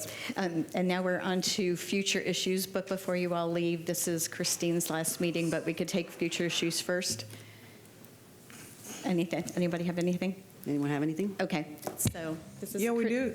Hold on. Yeah. Oh, right, so I did want to mention, this is Christine's last board meeting, although she's not gone just yet. And so I wanted to just say what a pleasure it has been working with her. We have been through hurricanes, as we just mentioned. We have been through pandemics together and all that entailed. And so much, and I know she's going to have some extra time between her traveling. Oh, so yay. I have a little something for her. I have a new mahjong set for her to have. Oh, I love so it. she would have a little bit more time in her retirement. So this is just for me. Commissioner Whistle. Thanks. I just want to say you really frustrated me, always giving me legal advice that was counter to what I wanted to do. But I really appreciated somebody who, will disagree with me. I think that that's important in everyone's lives, and I wish you well in you and your husband in your retirement, okay? Commissioner Cohen. Thank you very much. I also just want to say that it really, truly has been a pleasure to work with you and also to know you for so many years, 35 years at the county attorney's office, almost 9 as the county attorney. And, we don't read your name in the newspaper that often. And that is really a testament to the fact that you have done this job with such discretion and grace. And we have had so many legal victories under your stewardship that have vindicated the work of this board. And so much hard work has gone into that from your office, from you, and it really is truly appreciated. I know that I'm looking forward to hopefully getting to play mahjong with you when I have some spare time, and I look forward to that. Thank you. Commissioner Myers. What should I say to my elevator friend? Many, many years ago, we never worked together until I became a commissioner, but we always rode up and down the elevator for many, many years and would talk. But Christine, just thank you so much for all of the briefings that you've given me and prepared me for the board meetings and all, just your compassion and your friendliness and kindness shown to all of us. And we get the chance to take care of the board agenda and talk about other things that are going on. And I certainly enjoy just the camaraderie and the friendship, because I always tell staff we're going to take care of business and we're going to have some fun too when we have a meeting. And that's what it's all about when we come together. We never want staff to feel intimidated, and you did not ever show that to them. It was just always friendly and very kind. Commissioner, is there anything else you need? Well, let me know. Give me a call back. I'll be right here to help you. So I wish you the best in your new chapter in your life and enjoy retirement. But you might also want to think about coming back being a commissioner. Enjoy your retirement. Commissioner Bowles. Yes, thank you. Again, for my first year here, you've been wonderful. I appreciate everything you've done to help me and my staff get things done. I did work with your office quite often when I was serving as a staff member, but also as a firefighter, a representative as well. And you guys have always done the best for the community and for staff members here. And again, I just wanted to say I do appreciate your time and your dedication to the county. Thank you so much. Thank you. Commissioner Cameron Cepeda. Yeah, I just want to thank you for your many years of service here, and I pray you have a long and healthy life and that you enjoy many, many years of your retirement and have a great time. Thank you. Well, before I adjourn the meeting, I want to say thank you. And it's funny, she said kind about 3 or 4 times, and I think it is truly who you are. You just have a kind, calming spirit in a room when we had some heavy lifts, even in my short 16 months that I got to work directly with you. And thank you for your service. I think people forget that we're up here doing the work for the people, and it doesn't pay what you could make in the private sector, and it definitely is really hard work. And I thank you for your years of service and dedication to Hillsborough County. Thank you. May I make a couple comments? Yes, please do. So I am so thankful and appreciative of your kind words, and it's been an absolute honor to serve the citizens of Hillsborough County for so long. And I've had the utmost pleasure working with each of you and with the administration. And I know that this county is in great hands. I'm so proud of the way you all handle issues and run the meetings and take care of our residents. And I'm very confident that as I'll be a citizen, I can know that we're in really good hands. But most of all, I want to thank the outstanding staff in the county attorney's office. You have no idea how good those people are. They are the most professional, dedicated, committed, smart, could do anything they want, and they also choose this service, and any one of them could take a different path. But without them, you could not do this job, and from the bottom of my heart, I want to thank them very much. So thank you. May God richly bless you. And I think with that, we're adjourned. Thanks. Oh, I can wish everybody a Merry Christmas.